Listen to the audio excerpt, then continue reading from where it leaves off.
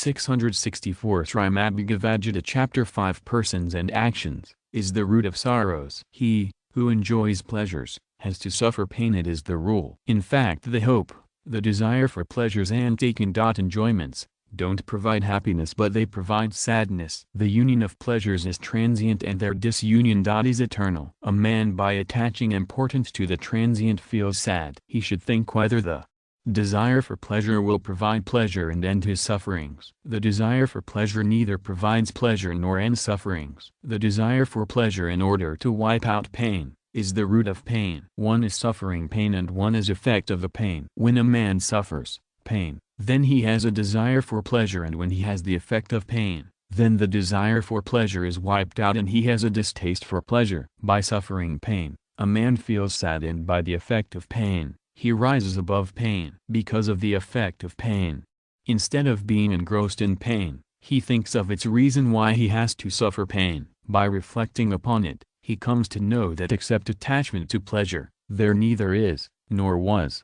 nor will be, nor can be any other reason. Any circumstances are also not the reason, because the circumstances do not stay even for a moment. No person can cause us pain because he destroys our old sins and enables us to progress further. The world is also not the cause of pain, because whatever change takes place is not to provide us pain but it is to enable us to progress. There is no change, how will development take place? Without change, how will a seed grow into a tree? How will ovum semen make a body? How will a baby become a youth? How will a fool become learned? How will a patient become healthy? It means that natural change leads to development. In the world, change is the quintessence of progress. Without change, the world would have become static and motionless like picture. Therefore change is not to be blamed, but the desire to derive pleasure from this change is to be blamed. God is also not the cause of pain, because he is the abode of bliss. In him there is not even an iota, trace, of pain. A wise,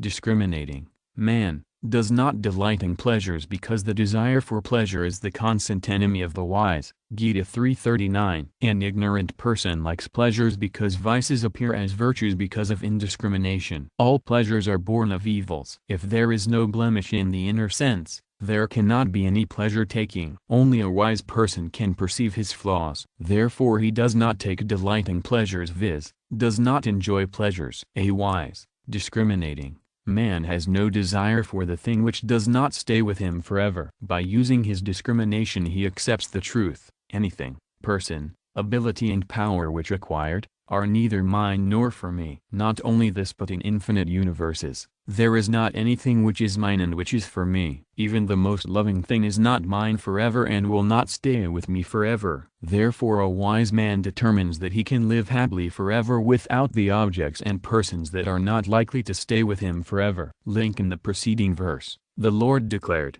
pleasures born of contacts are only sources of pain. Then the question arises, who is happy? The Lord answers the question in the next verse, he who is able to resist the impulses born out of desire and anger, and overcomes these before he gives up his body, is a yogi, liberated person, and he is indeed a happy man. Comment: every being possesses unusual discrimination, but it remains latent in birds and beasts etc., who know only how to maintain their body. In the life of gods etc., this discrimination remains concealed because these bodies are for the enjoyment of pleasures. In human life also, the discrimination of those who hanker after pleasure and prosperity remains veiled, but time and again, their sense of discrimination makes them realize that pleasure and prosperity result in pain and sin. A person remains entangled in them because he does not attach importance to discrimination. Therefore, a person by attaching importance to discrimination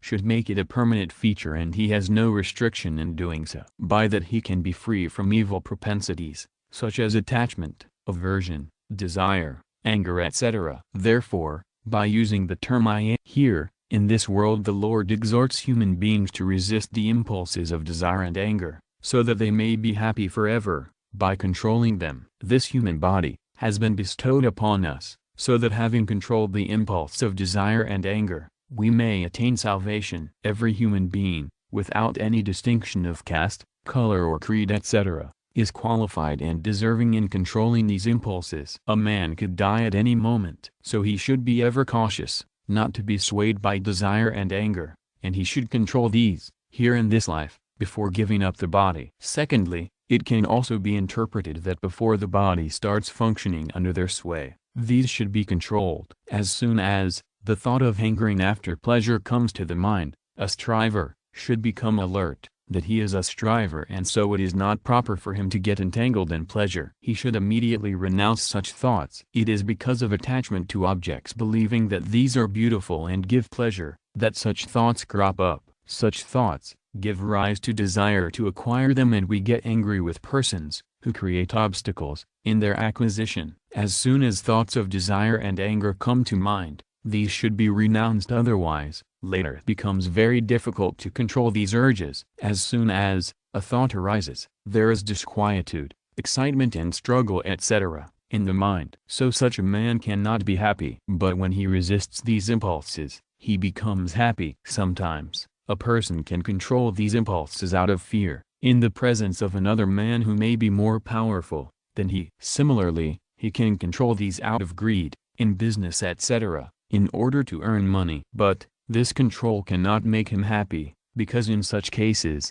instead of getting entangled in desire and anger, he gets caught in fear and greed. Moreover, a person who resists impulses of desire and anger has been called a yogi. But no one becomes a yogi who has not renounced thoughts. Gita 6:2. Therefore, for a striver it is better to renounce thought as soon as it comes to the mind, rather than to resist the impulses of desire and anger. A striver can control desire and anger by realizing the fact that these are not inherent in him, as the self is permanent, while they are transitory. Secondly, how can these be in him, when he knows that he is different from them? Thirdly, a person can be free from desire and anger. Gita 5:26-16-22. It means that only he who is in reality free from them can be free. Fourthly, the Lord has called desire and anger the gross forms of attachment and aversion, the modification of nature. Gita 13:6. So they remain in nature, prakrti, not in the self, as the self does not undergo any modification. Thus, desire and anger do not abide in the self. He who considers them abiding in the self invites them to overcome him. The Lord, in the 15th verse of this chapter, has called such persons jantava, animals, whose knowledge is veiled by ignorance. Here, he has called a person who controls the impulses of desire and anger, nra, a man. It means that only he who has controlled these urges deserves to be called a man, otherwise, he is just like an animal. He who remains established in equanimity is called a yogi. He who by attaching importance to discrimination is not swayed by desire and anger, is established in equanimity,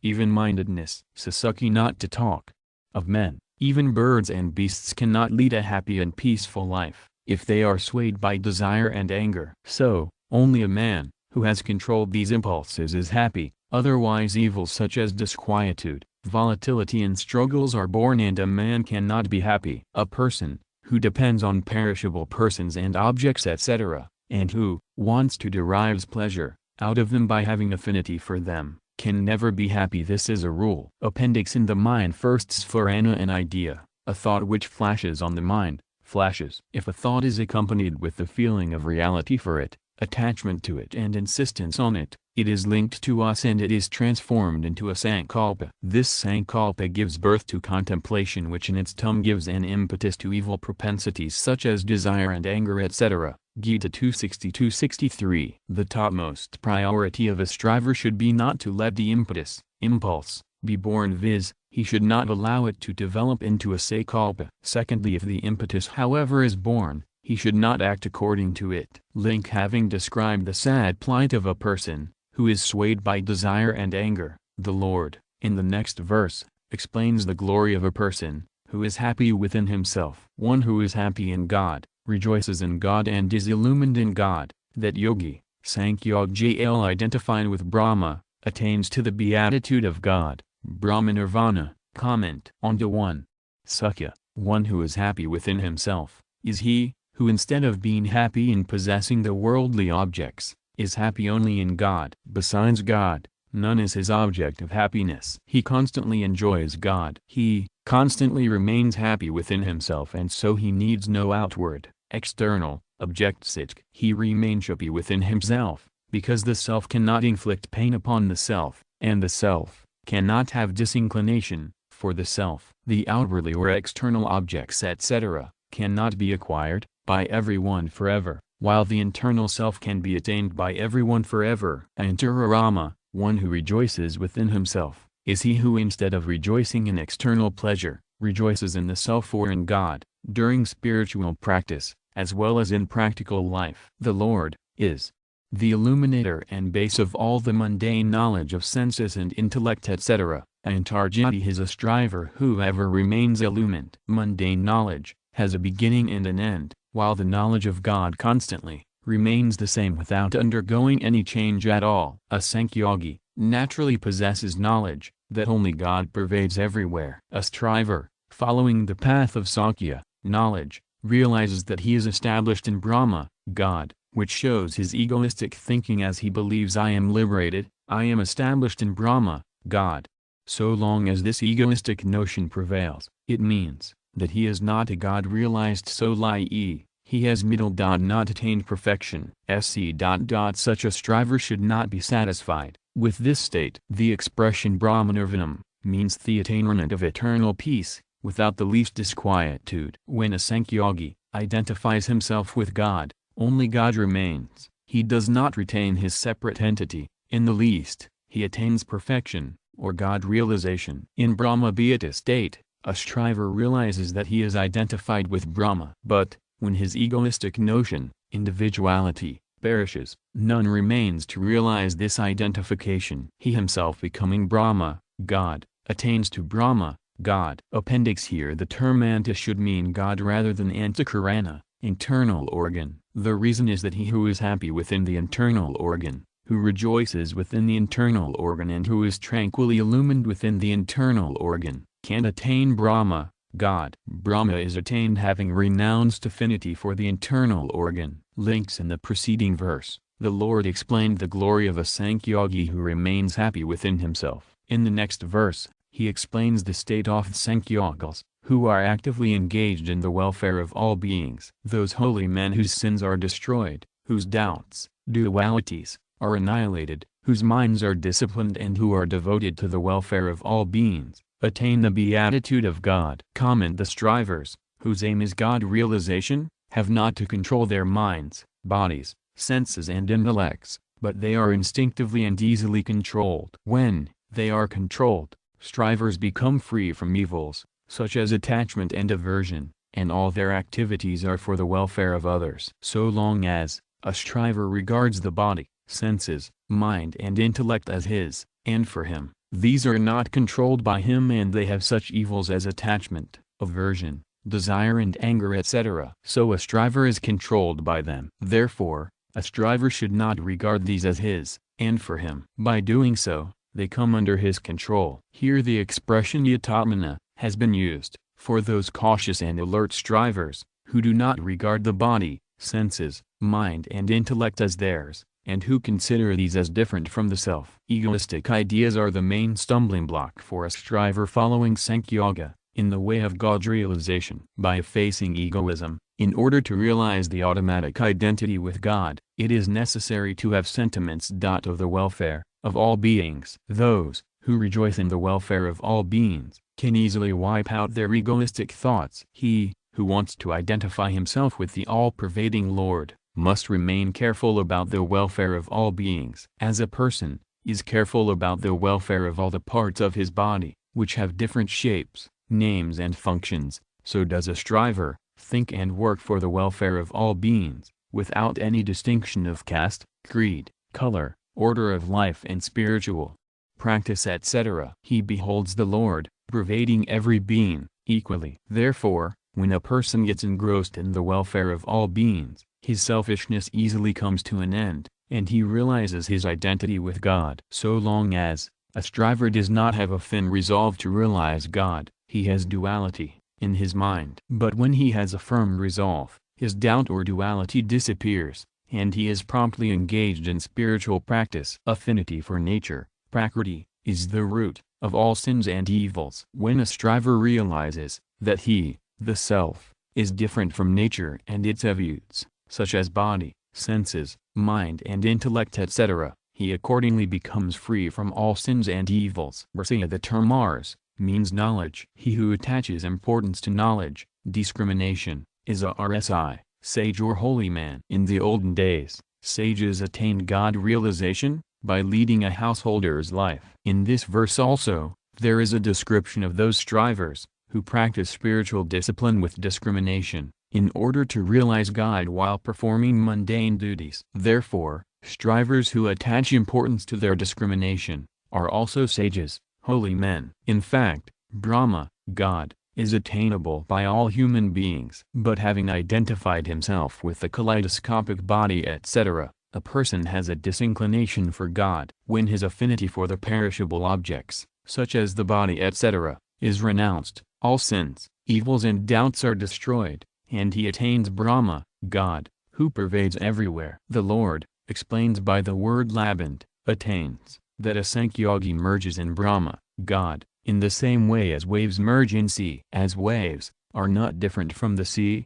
as both of them are one and the same, in the same way, the soul and the Supreme Soul are one and the same. Appendix: from the viewpoint of the people, Ajvayanagi is seen to be devoted to the welfare of others, Sarvabhuta, but in fact he does not do good to others but good, welfare, to others is naturally done by him. Link in the 24th and 25th verses, the Lord explained how a striver following the path of Sankhya, knowledge, can attain God. The Lord, in the next verse, explains the excellence of such God-realized souls. To those wise, who are freed from desire and anger, who have subdued their minds and who have realized the self, for them the beatitude of God, Brahmic bliss, pervades on all sides.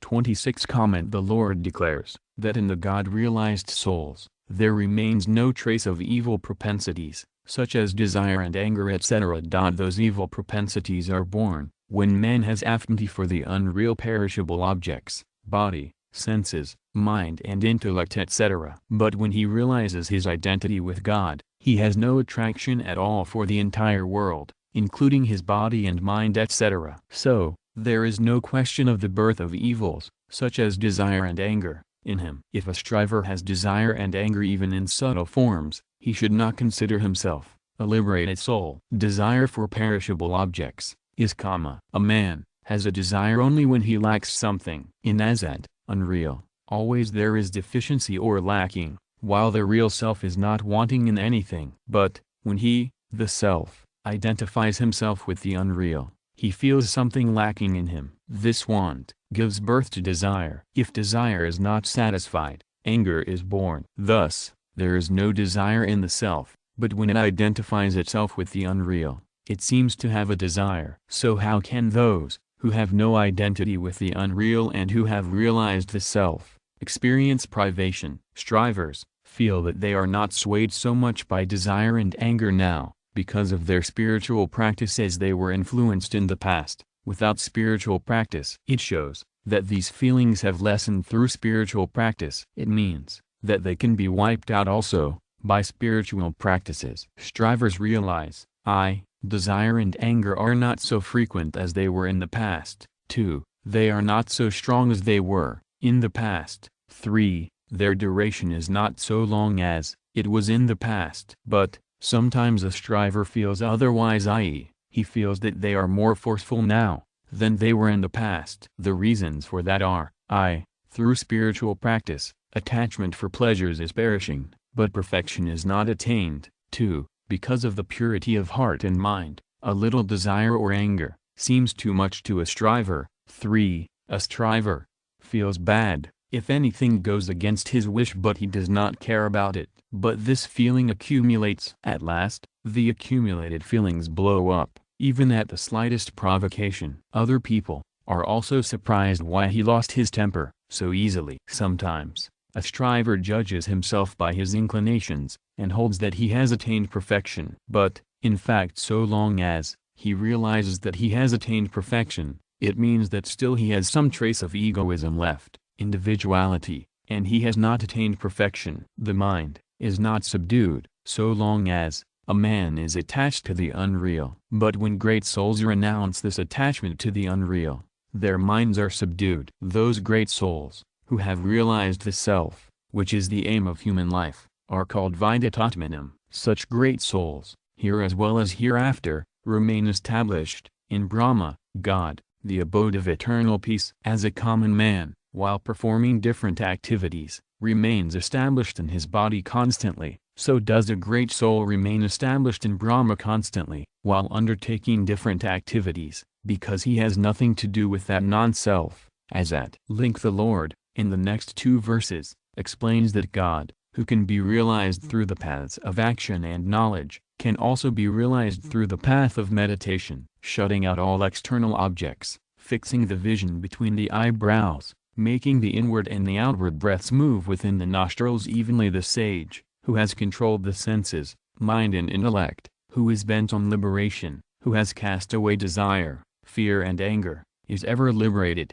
27-28 Comment: all objects, except God, are external. Shutting out external object means that external objects should not be thought of. The affinity for the external objects is renounced in the path of action, through service, while in the path of knowledge through discrimination. Here, the Lord declares that this affinity can be renounced, through meditation. In meditation, when a striver meditates only on God, he has a disinclination for external. The path of meditation is an independent means for a striver to realize God, and it can also be used to be the strivers following the paths of action, knowledge, and devotion. Chanting the Lord's names, meditation, good company and study of the scriptures are useful and necessary for every striver. Objects: it is not the external objects, but his assumed affinity, attachment, for them, which is an obstacle to God realization. Here the expression bhavantar may stand for fixing vision between the eyebrows as well as for fixing it at the tip of the nose. Gita 6:13. During meditation, if the eyes are completely shut, a striver may feel sleepy, and if these are completely open, the scene and objects which are before his eyes may draw his attention and create an obstacle. In order to remove these distractions, it has been said that with half-closed eyes, the gaze should be fixed between one's eyebrows. The breath exhaled is prana, while the breath inhaled is apana. The speed of prana breath is fast, while the speed of apana breath is slow. In order to regulate the process of exhalation and inhalation, so that both of these may take equal time, first, the apana breath is inhaled through the left nostril, and then the prana breath is exhaled through the right nostril. Then, the apana breath is inhaled through the right nostril and the prana breath is exhaled through the left nostril. This process of exhalation and inhalation should take equal time. Through constant practice, the flow of the prana and the apana breath becomes even, gentle and subtle, thin. When there is no sensation of air inside or outside the nostril and in the throat, etc., it should be understood that the flow of the prana breath and apana breath has become even. When this flow becomes even, because of the aim of God realization, the mind starts meditating on God. This control of the breathing process has been described here, because it plays an important role in the path of meditation. There are 2 sources of knowledge: senses and intellect. In between the two, the mind has its place. A man is to be cautious whether his mind is under the influence of senses or intellect, or both senses and intellect. Senses tempt the mind towards sense objects, while intellect guides it to think of the consequences. Those people whose minds are swayed by senses indulge in worldly sensual pleasures, while those whose minds are guided by intellect do not rejoice in pleasures born of contact. Gita 5:22. Generally, strivers' minds are controlled both by senses and intellect. A sort of struggle goes on in their minds. They neither attach full importance to their discrimination, nor do they enjoy worldly pleasures. This dualism, struggle, is an obstacle to meditation. Therefore, the Lord means to say that the mind should be controlled by intellect, discrimination, rather than by senses. A striver, whose aim is God realization, has been called here Moksha-parayana. As the Lord pervades everywhere all the time, he is attainable to all. But he is not quickly attained by people, because they have not a firm resolve. As soon as they have a firm resolve, he will be realized. In fact, the aim, resolve, is predetermined,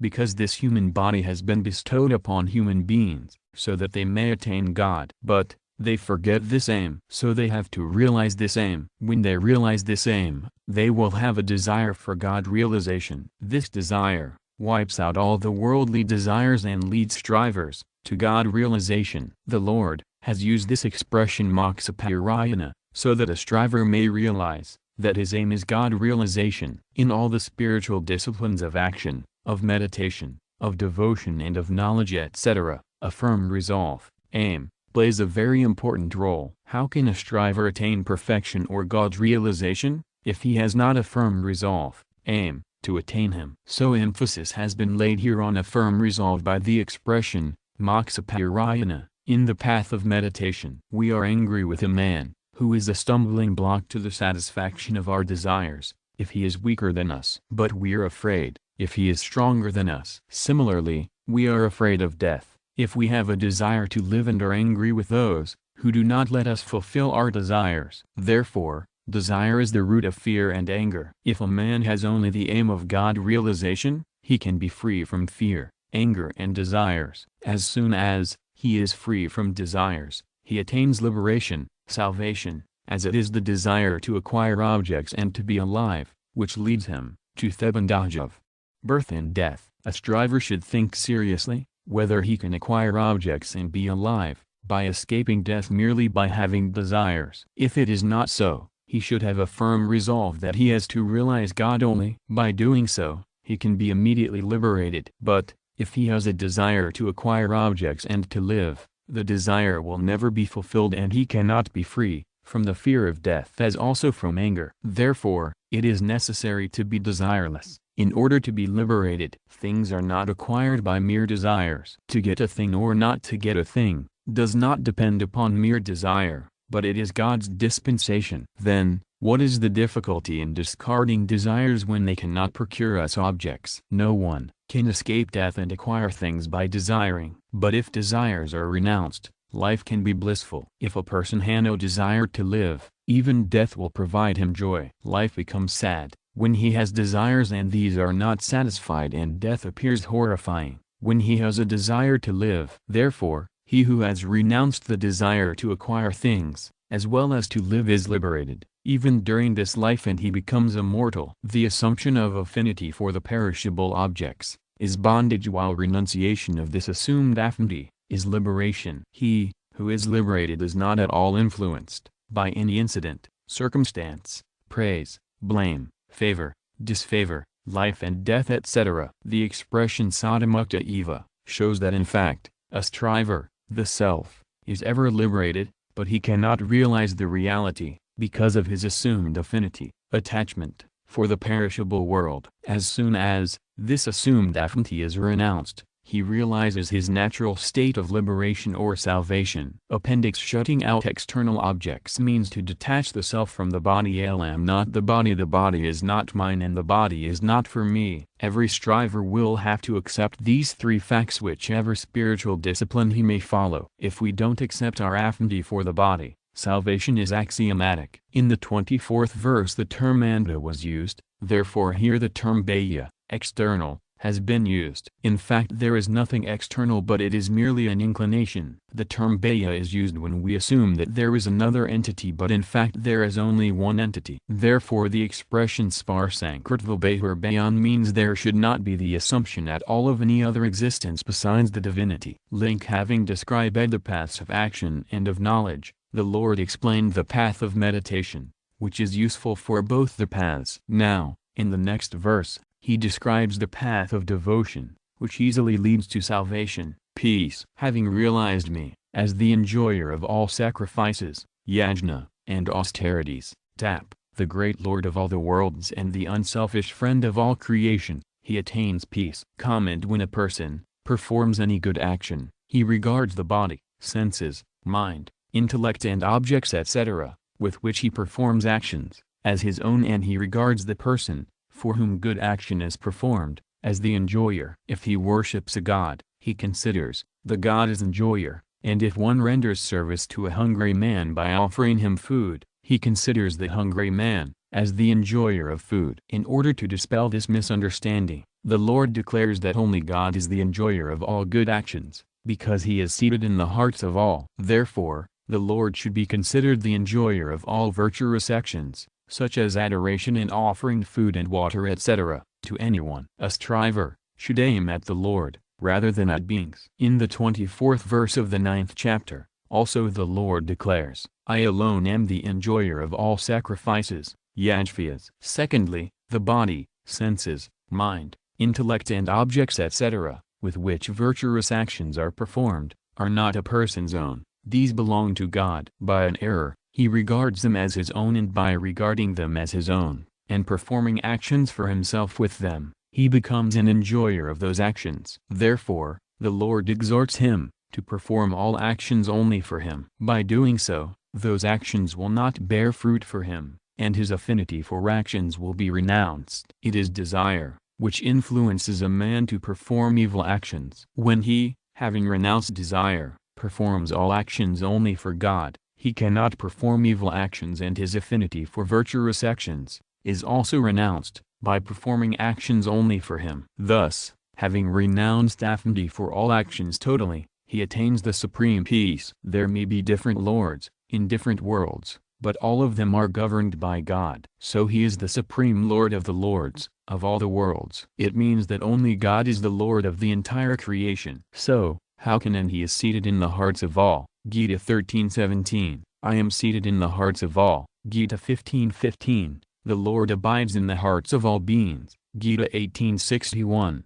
Honest man regard anything of the world as his own. Generally, people regard the bodies, senses, minds, intellects, life breaths, families, riches and property etc. as their own, but they say that God is the Lord of the entire universe. Now the question arises, whether it is wise to say so. No, when people regard themselves as an owner of every person and object etc., what remains there is whose Lord he is. Therefore, only he who regards nothing as his, can call God as the Lord of the entire universe. A man is free to make the right use of objects, such as body etc., but he is not free to regard these as his own. If he, instead of regarding these as his own, offers them to God, by regarding them as his, he attains supreme peace. Those who know that God, who is the Lord of the lords of all the worlds, is a disinterested friend of all beings, and no one else does them so much good as he, and no one preserves them and loves them so much as he,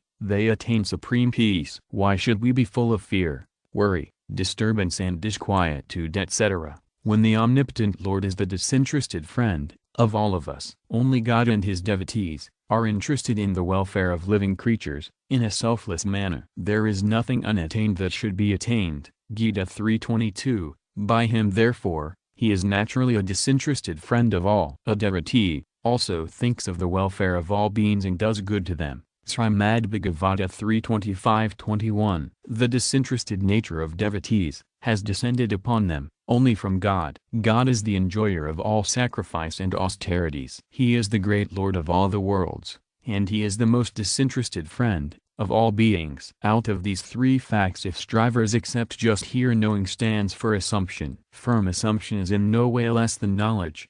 1. They attain supreme peace in the form of God realization. If they accept all the three, God is realized instantaneously. Desire, a sense of mind for worldly objects, and disinclination for God are the three stumbling blocks to God realization. The Lord, by the expression bhaktaranyadhyatapisam, means to say that a striver should have no desire and should do nothing for himself. By the expression sarvalakamasvaram, he means to say that he should regard nothing as his, i.e., he should renounce the desire for pleasure, and should not lay claim to objects and persons. By the expression shuradaran sarvabhatanam, he says that he should regard only God as his. If he accepts one of these facts, the remaining two are automatically translated into practice by him, and he realizes God. A man can renounce desire for pleasure only if he does not regard any being or object as his. If he has a sense of possession over them, he will expect some reward or the other from them. When a striver renounces the desire for pleasure, his sense of mind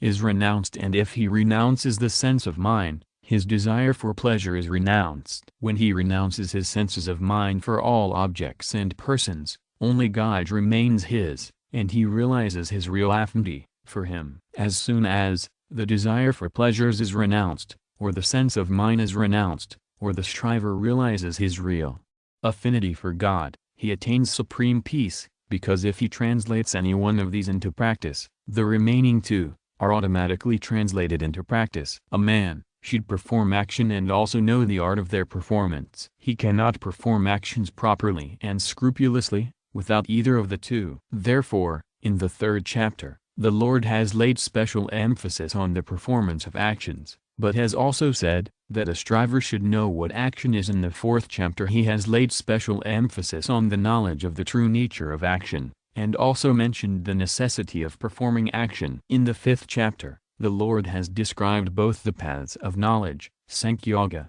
and of action, Kanoga, as means of God realization, yet he has declared that the path of action is superior to that of knowledge. In this chapter, the Lord, having systematically described the paths of action and knowledge, in answer to Arjuna's question, has dealt with the path of meditation, in brief, and of his own accord described the path of devotion, in the last, thereby expressing his aim that every striver should follow this path, which is the best of all. Thus, with the words Om, Tat, Sat, the names of the Lord, in the Upanishad of the Bhagavad Gita, the knowledge of Brahma, the Supreme, the scripture of Yoga, and the dialogue between Sri Krishna and Arjuna, this is the fifth designated discourse, the Yoga of Action and Knowledge. This fifth chapter is designated as the Yoga of Action and Knowledge, because in it there is description of both the paths of action and of knowledge. Words, letters and avaka, said, in the fifth chapter, in this chapter, and there are 3 words, in Arjuna avaka etc.,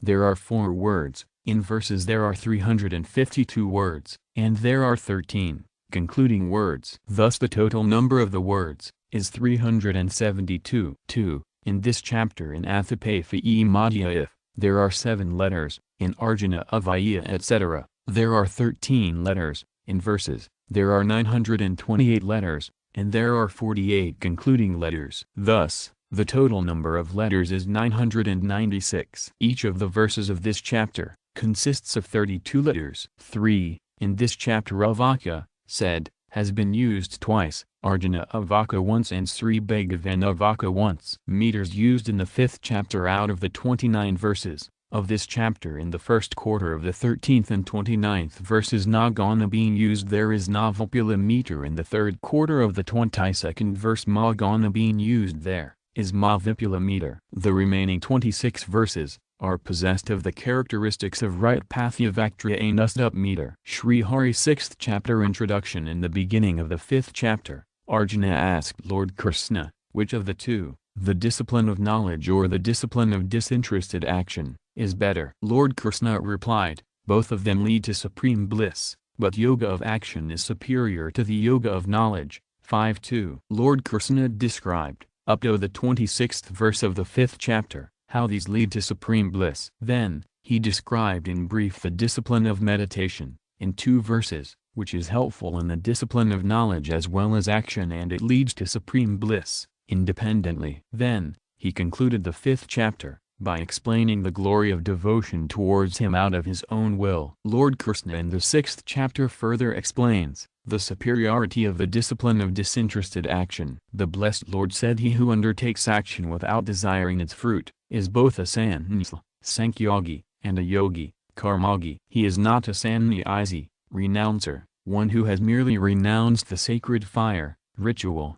and is not a Karmagi, who has merely stopped all actions. Comment: Lord Krishna appears to say that a man should not depend on men, things, incidents, circumstances and actions etc., because they are all perishable and kaleidoscopic, and he himself, being a fragment of God, is imperishable and constant. So, how can the perishable satisfy the imperishable? Man thus feels a void. Moreover, he gets attached to them, and that attachment is the cause of his birth in good and evil bodies. Gita 13:21. If he renounces this attachment, he may realize emancipation, which is axiomatic. In fact, he is naturally emancipated. But, it is because of attachment that he cannot realize this emancipation. Therefore the Lord declares that a person should discharge his duty for duty's sake, without having any attachment to the fruit of action. Abandoning the fruit of action, a yogi attains peace in the form of God realization, whereas he who works with a selfish motive,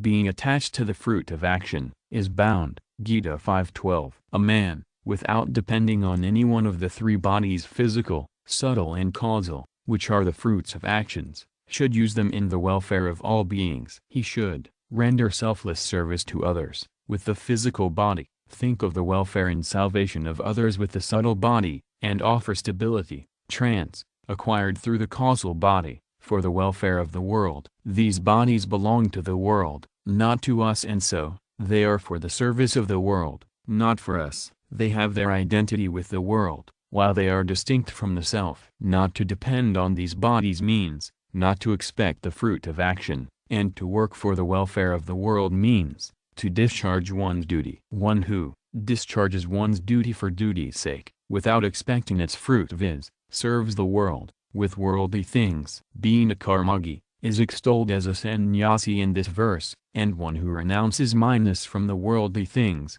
is a tyagi. Yogi. The result of discharging duty without expecting its fruit will be that he will not develop new attachment, as he does not perform actions for himself, and old attachment will perish by doing good to others. By performing actions, his impulse for actions will also disappear. Thus renunciation of attachment will spontaneously lead to salvation. The desire to get hold of the perishable is bondage, and to renounce this desire is emancipation. The method to attain emancipation is that one should not depend on the perishable, viz., should not have any affinity for it. Karyam and duty are synonyms.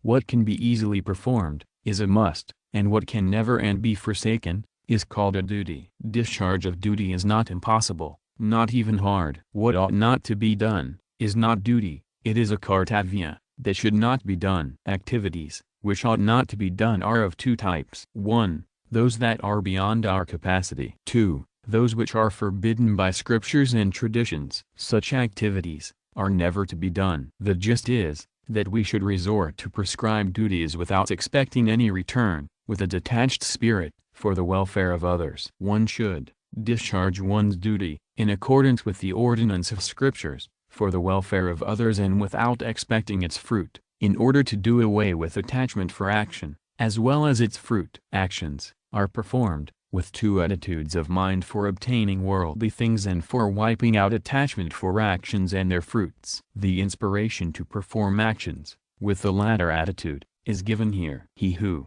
discharges his duty in the above-mentioned way is a sannyasi and a yogi. He is a sannyasi because he discharges his duty without attachment for action and its fruit, and is a yogi because he remains equanimous in pleasure and pain while discharging his duty. His sense of doership and enjoyership is destroyed by doing actions without expecting any reward. Thus all his links with actions and the fruits are totally cut asunder. Therefore, that Karnagi has been called a sannyasi.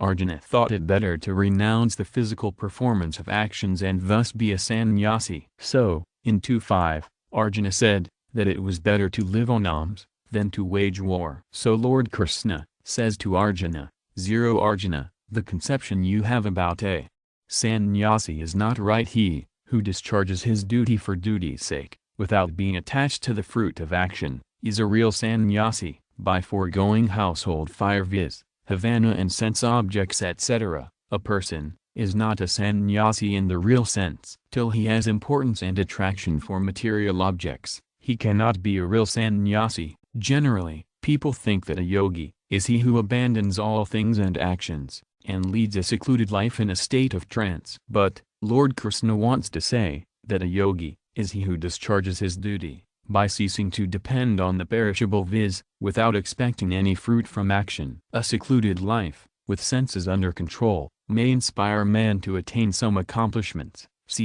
but it cannot lead him to God's realization. By merely discarding actions physically, he cannot be called a karmagi. A yogi, in the real sense, is he who performs his duty in having no dependence at all on perishable objects. A man has an instinct for action. So sometimes it is observed that good strivers who attempted to devote themselves to adoration and meditation in solitude, had to engage themselves in performing actions, for the welfare of others. By giving up their secluded life, the momentum of the impulse for action is pacified. Only when actions are performed selflessly solely for the welfare of others. In that case, equanimity is attained, and that equanimity leads to God realization. An exceptional fact: the feelings of egoism, ness, and attachment or mindness are man-made. First, a man accepts that he is a householder, but when he becomes a sadhu, he says that he is a sadhu. Thus his egoism changes. Similarly, he has attachment for a thing which he possesses. But, when he gives it to someone, permanently, he has no attachment left for it. It proves that feelings of egoism and attachment are not real but are only assumed. Had they been real, these might not have ceased to be, because the real never ceases to be, and if it ceases to be, it means that it is not real, but is unreal, as then unreal has no existence. Gita 2:16. The self, soul, which is the base of egoism and attachment, is a fragment of God and is ever existent and has identity with God, who pervades everywhere. In the self, there is neither egoism nor attachment, but man, by identifying himself with the body and the worldly things, accepts these as in him. Actually, he is free and capable of identifying himself with them. But, it is up to him whether he accepts this identification or does not. It is not so that he is not free or capable to breaking off this identification. It is he himself who has accepted this affinity with the body and the world, and not otherwise. Therefore, he who can assume this connection, can also snap it. Every human being is free to accept that he is a householder or sadhu. Similarly, he can accept things as his own or not his. He accepts that he is a baby, a boy, a youth and an old man at different stages of life. Similarly, he accepts toys as his own in babyhood or boyhood, while in youth and old age he accepts money and property etc. as his own. Thus, he can accept an affinity or renounce it. This affinity can be renounced easily, because it is based on mere assumption. The self is eternal while the body and the world are transient. Therefore, affinity between the eternal and the transient cannot be everlasting. When the self accepts this affinity, it seems that egoism and attachment are part and parcel of the self and it is difficult to renounce them. But it is wrong. This affinity is not real. It is only an assumed one. Because the self is the illuminator and the onlooker, while the body is an object to be illumined and looked on. The self is beyond space, while a body is confined to space. The self is sentient, while the body is insentient. The self is the knower, while the body is to be known. The self is the knower, till relation with the body is there. In the absence of this relation, the self is knowledge incarnate. In that knowledge, there is neither I, nor mine. There is total negation of egoism and mineness. Thus, they are poles apart. The self actually is none else, but the Absolute, who neither has, nor had, nor will have egoism and attachment, or mineness in the least. Appendix: the entire universe from Ananta to the abode of Brahma, is the fruit of action. The world is formed of objects, persons and actions. Everything is acquired and is lost. There is union and disunion of every person, and every action begins and ends. The man, who having renounced dependence on the three things, persons and actions, discharges his duty, is a true sannyasi and a yogi. He who, without renouncing the desire for the fruit of action, renounces mere sacred fire, is not a true sannyasi, and he, who renounces performance of actions, is not a true yogi. The reason is that a man gets bound by desire for the fruit of actions, not by fire or actions. In the third verse of the third chapter the Lord mentioned the twofold path, the path of knowledge and the path of action. Then in the fourth and the fifth verses of the fifth chapter the Lord mentioned that both Sankhyoga and Karmayoga bear the same fruit. Now the Lord with the same notion declares that he who has renounced the desire for the fruit of action, is a real Sankhyogi and a real Karmayogi. It means that by mere cessation of the functions of the mind a man does not become a yogi. He becomes a yogi only when he renounces the desire for the fruit of actions. The reason is that so long as that the desire for the fruit of actions persists, by cessation of the functions of mind siddhis, occult powers or accomplishments, can be achieved, but salvation cannot be attained. Link: in the preceding verse, it is mentioned that he, who is a sannyasi, is a yogi. So, in the next verse, Lord Krishna explains the relationship between karma sannyasa, discipline of knowledge, and karmayoga, discipline of action. O Pandava, what they speak of as sannyasa, know that to be the same as karma yoga, for none becomes a yogi without renouncing thought of the world. Comment: in the beginning of the 5th chapter, Lord Krishna explained that the yoga of knowledge and the yoga of action both lead to supreme bliss. 5.2, and the supreme state is attained equally by both the means. 5.5, viz., both of them are the same. Similarly, here he points out that as a sannyasi is a renouncer, a karmagi is also a renouncer. In the 9th verse of the 18th chapter also, Lord Krishna says, an action which is performed as a duty, giving up attachment and fruit, is regarded as sadhaka form of renunciation. By this renunciation, a man becomes a renouncer, or a yogi, as he totally gets detached from objects and actions. Similarly, a sannyasi renounces doership, and is thus a renouncer. It means that there is no difference between a yogi and a sannyasi, viz., both are the same. Therefore, Lord Krishna, in the 3rd verse of the 5th chapter, said, the karmagi should ever be considered a sannyasi, renouncer, for he has transcended the pairs of opposites, such as attachment and aversion. Different thoughts come into the mind. The thought for which there is attachment or aversion of the mind becomes a sarakalpa, pursuit of the mind. Without renouncing that pursuit, no one can become a yogi, sankhyogi or karmagi, but he is a voluptuary, because union, affinity, for God is yoga, and one who has a desire for pleasure, is a voluptuary, not a yogi, because instead of attachment for God, he is attached to pleasure. But, when he renounces the desire for the unreal, he becomes a renouncer and realizes his eternal union with God. As men are sensual, so are birds and animals, because they have also not renounced pursuits of the mind. It means that so long as there is the least affinity for the unreal, a man cannot become a yogi, in spite of a lot of practice, transcend a secluded life, according to the Gospel of the Gita. Though the process of discipline of sannyasa and that of yoga are different, yet as far as renunciation of the pursuits of the mind is concerned, both are one and the same. Link: in the next verse, Lord Krishna explains how to attain that yoga, which has been praised in the previous verse. To the contemplative soul, Muni, who desires to attain to the height of karmaga, in the form of equanimity, action without motive, is said to be the means. For the same person, when he masters yoga, serenity, tranquility of mind, is said to be the means to God realization. Comment: he who desires to rise to the heights of yoga, equanimity, action without motive, is spoken of as the means. Every human being who is born, nourished and is living his life has been dependent on others. All his possessions,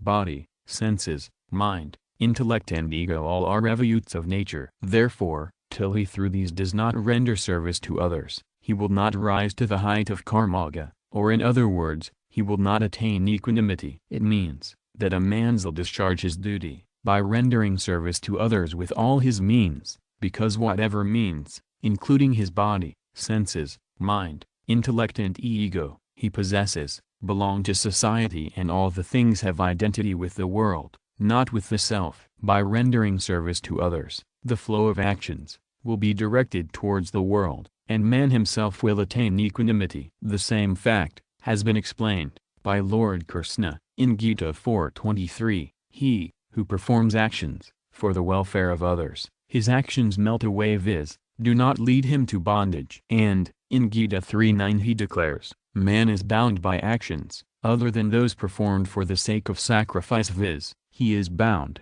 when he performs these with a selfish motive. How is action without motive the means to rise to the heights of karmaga, equanimity? The answer is that our equanimity will be judged only when we perform actions. While performing actions, if we aim to remain equanimous in pleasure and pain, it means that our action is the means to rise to the height of yoga, otherwise not. Affinity for the unreal causes disquietude, because the self is eternal and permanent, while all the worldly objects such as bodies etc. are transient and kaleidoscopic. But when the self accepts his affinity with them and foresees their destruction or they actually perish, he becomes disquiet. But, if he utilizes them in rendering service to others, his affinity breaks off, he rises to heights of yoga and attains tranquility. If he enjoys that tranquility, it will delay his progress. But, if he does not get attached to it, and does not enjoy it, that tranquility becomes the means of his God realization. Appendix: the striver who desires to attain to the height of karma,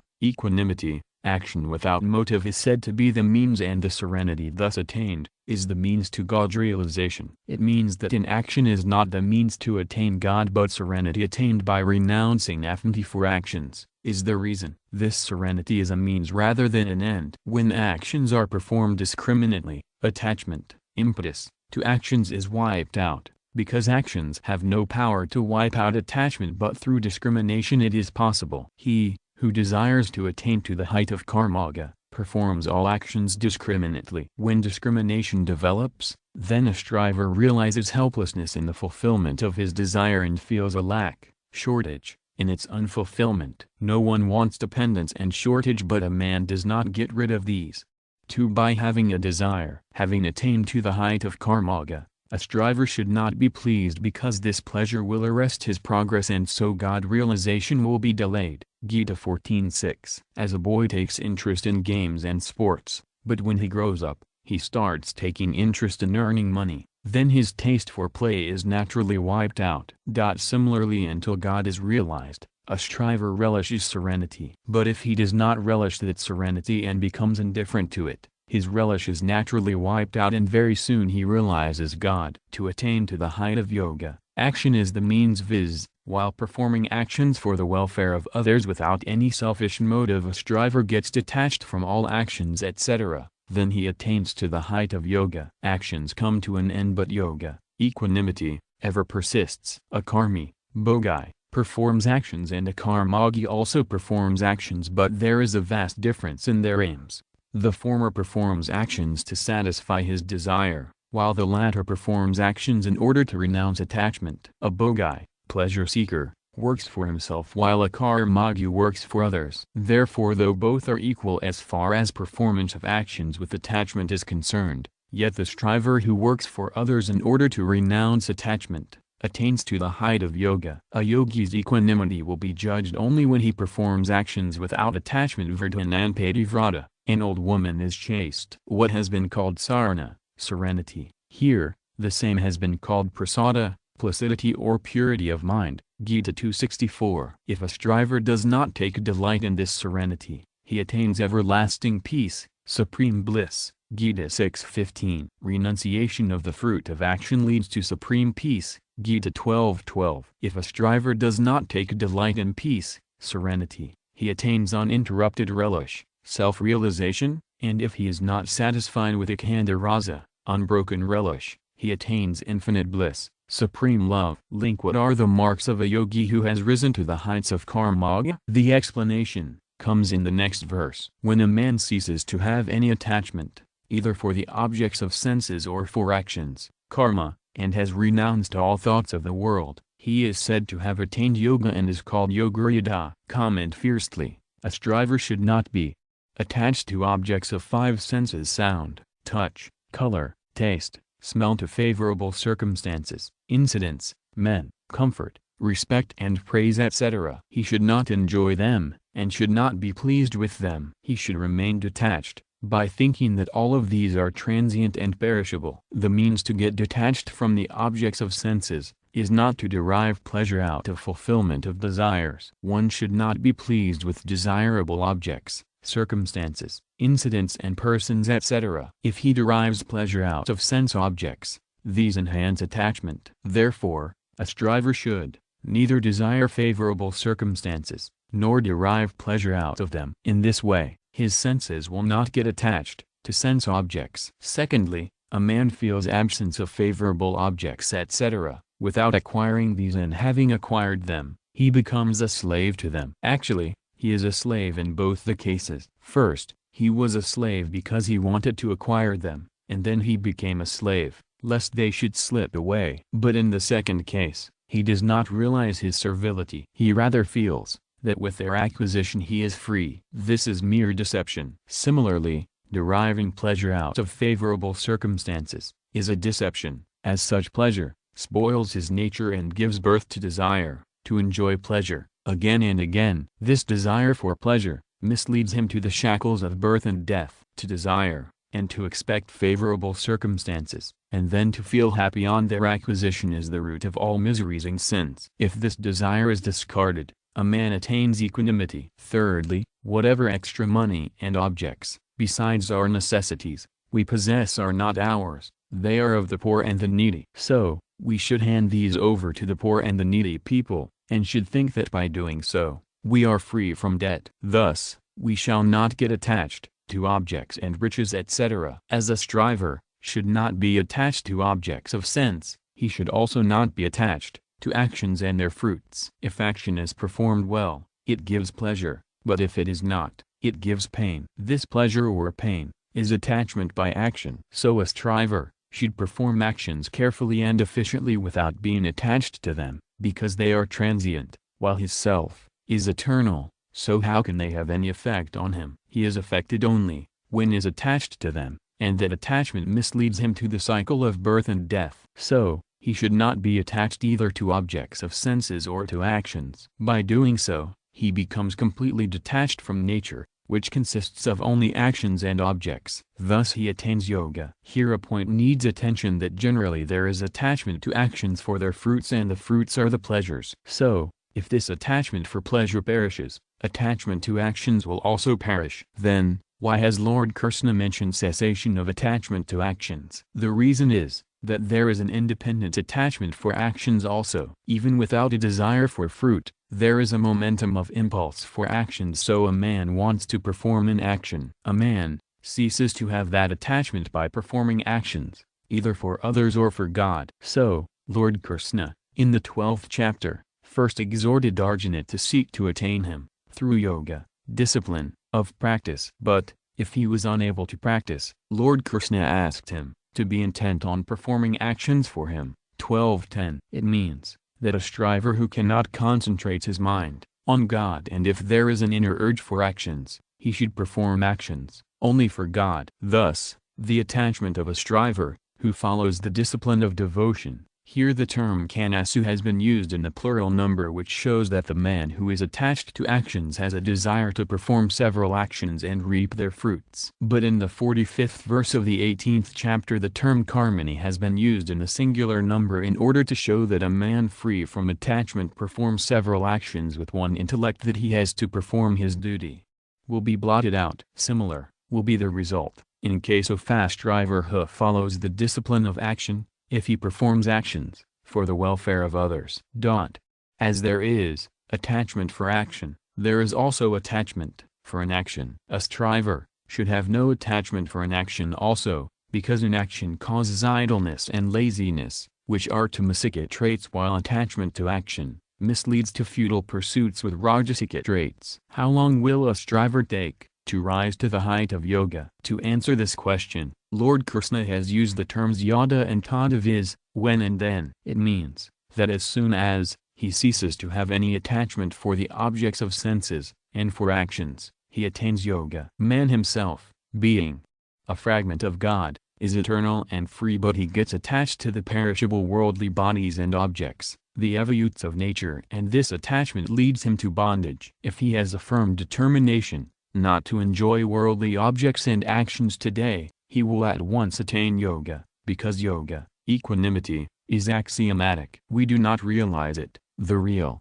because we are attached to the unreal. Out of all sphuranas, the spharana, which is pleasing and to which we are attached, becomes a sankalpa. This sankalpa proves to be pleasant or unpleasant, because of favorable or unfavorable circumstances. A man has attachment to favorable circumstances, while he has aversion for the unfavorable ones. Thus, this sankalpa being always harmful leads to nothing but bondage. It is conducive neither to self-realization, nor to selfless service or to devotion to God or for good relations with the family. Thus, a striver should renounce this sankalpa by thinking that it involves neither one's own welfare nor of the world. It is conducive neither to the service of the family nor to God realization, self-realization. So, a striver should be free from all sankalpas, thoughts of the world. If a striver does not get attached to the thought, it is a spharana. If a spharana does not assume the shape of a sankalpa,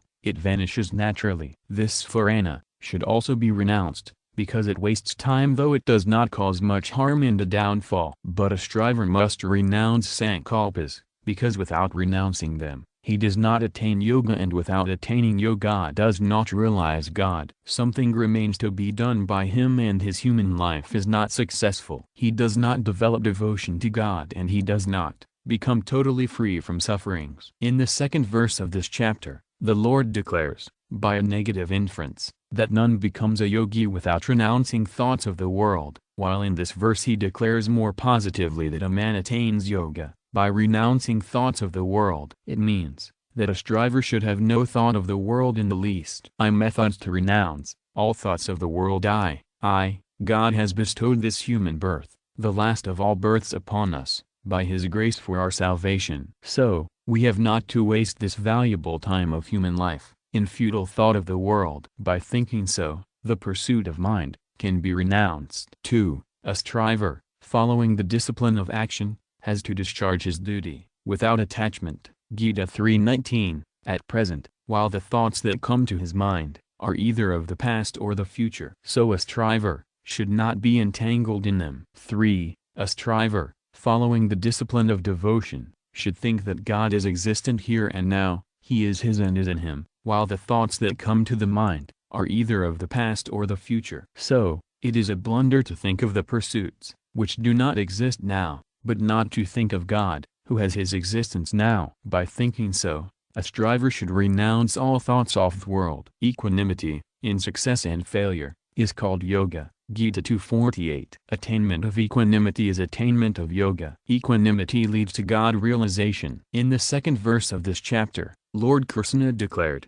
that none becomes a yogi without renouncing the thoughts of the world, and here, he has declared that by renouncing all thoughts of the world, a man is said to have attained yoga. It proves that all the disciplines, as that of knowledge, or that of action, lead to attainment of yoga. Gita 5:5. As both disciplines culminate in the renunciation of all thoughts of the world. Appendix. What is the mark of the yogi who has attained to the height of karma? For this the Lord has mentioned 3 factors: not to be attached to objects, things and persons, not to get attached to actions, and to renounce all thoughts of the world, viz., to renounce one's own will. It means that he should not be attached to sensual pleasures and actions, and should not insist from within that it should occur and it should not occur. He who is neither attached to objects nor to the lack of objects is neither attached to actions nor to the lack of actions, and who has no sankalpa, projection of the mind, is said to attain to the height of karma. It means that he should not insist on availability or non-availability of objects, union or disunion of persons, and performance or non-performance of actions.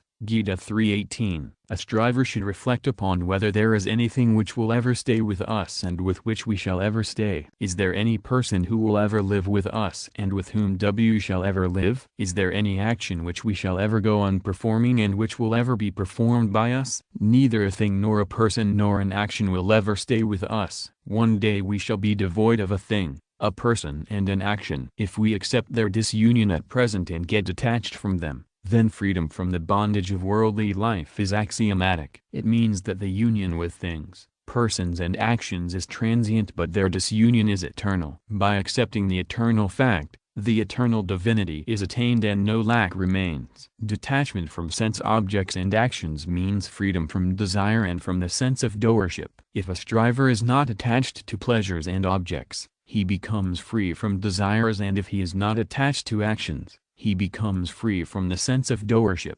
Being free from desire and from the sense of doership, he naturally gets established in the self. In fact, he does not get established, but he is already established, but he does not realize it because of his desire and the sense of doership. If there is absence of desire and the sense of doership, the striver realizes his self-evident abode in the self. As while writing, we use a pen and we put pen in its original position as soon as the writing is over. Similarly, a striver should use the body, while working, and leave it in its original position as soon as the work is over, viz., should get detached from it. Then after every action he will be established in yoga, equanimity. If he is totally detached from actions, he will attain to the height of yoga. Attachment to kriya, pleasure, and objects, prosperity, leads to ruin, downfall. Gita 2:44. Therefore a striver should neither be attached to actions nor to the fruit of actions. Gita 247,512. He should not enjoy pleasure born of his resolve, viz., he should not derive pleasure from the fulfillment of his resolve. He should not resolve even for his salvation, because the resolve for salvation strengthens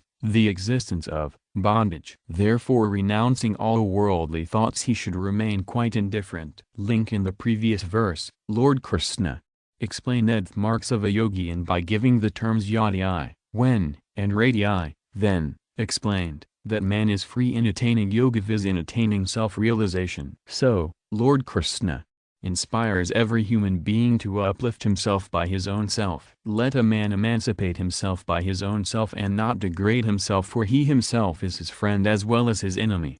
5. Comment. A man should lift himself by his own self. It means that he should lift himself above the body, senses, mind, intellect and life breath, because all of these belong to matter, nature, and have identity with matter, while his self is a fragment of God and has identity with him. It also means that he should lift himself from the limited I to the unlimited self. So, for God realization, there is no need to depend on the insentient, the unreal, because attachment for the unreal, or dependence on the unreal, is the main obstacle to God realization. There is no need of the body, senses, mind and intellect, to attain God who is one's own. He is in him, exists now and here, because the real cannot be attained by the unreal. The real can be attained by renouncing connection with the unreal. Secondly, as it was explained in the previous verse, a man should cease to have any attachment for objects,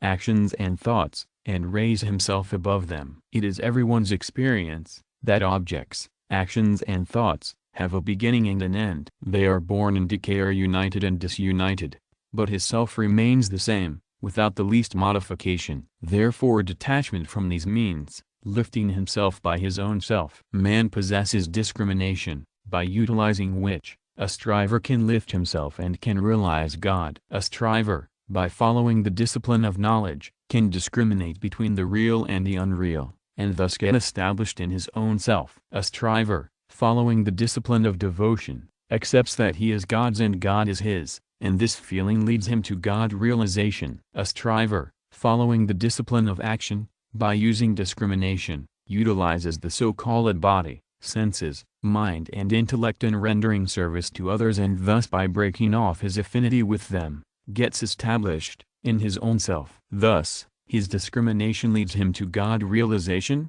whatever discipline he may follow. An exceptional fact about God realization: think of I am not body, because the body changes, while I remain the same. This body is not mine, because I cannot keep this body healthy and in my possession, as long as I wish. This body is not for me, because if it had been for me, I might have not had any other desire. Secondly, this body is changeful, while I am eternal. How can this kaleidoscopic body be of any use to the eternal self? Thirdly, if it had been for me, it would have lived with me forever, but it does not live. Therefore, if a man thinks seriously, and sticks to the thought, I am not body, the body is not mine and the body is not for me, he will realize God spontaneously. Now, a question arises, why Lord Krishna has said that a man should lift himself by his own self, when God preceptors, saints and scriptures also lead a man to God realization? The answer is that all of them will lead us to God realization,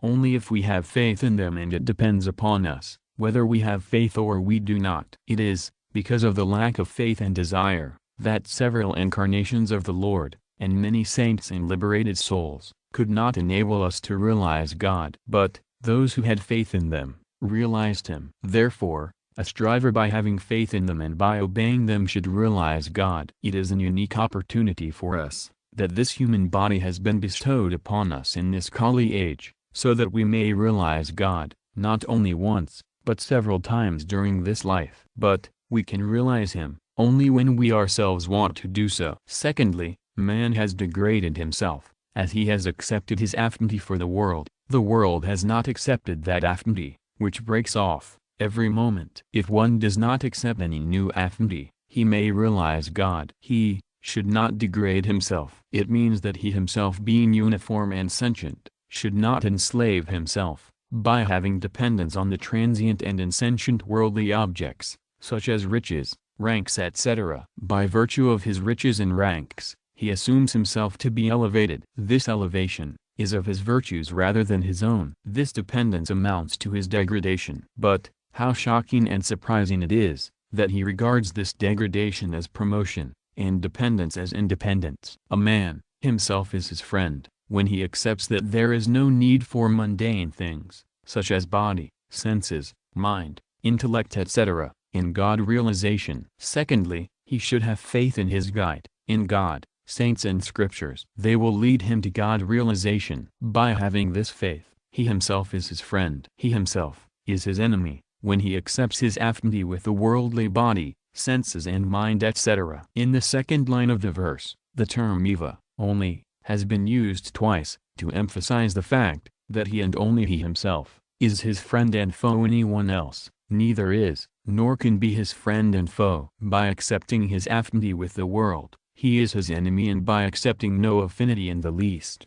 with the world, he is his friend. Appendix: a man himself, rather than anybody else, is responsible for his salvation, God realization, or for his downfall. God has bestowed upon us this human body, and he has also gifted us with all the requisites. Therefore for salvation no other person is needed. Similarly no one else is responsible for our fall. The person himself, by becoming attached to the modes, takes repeated birth and death. Gita 13:21. Preceptor, spiritual guides, saints and God lead a man to salvation when a man himself has faith and belief in them, accepts them, has an inclination towards them, takes refuge in them and carries out their orders. If he does not accept them as their own, how will they lead him to salvation? They can't. If he does not become a disciple, what will the guru, spiritual guide, do? As other persons will provide food to a hungry man, but the hunger should be his own. If he has no hunger of his own,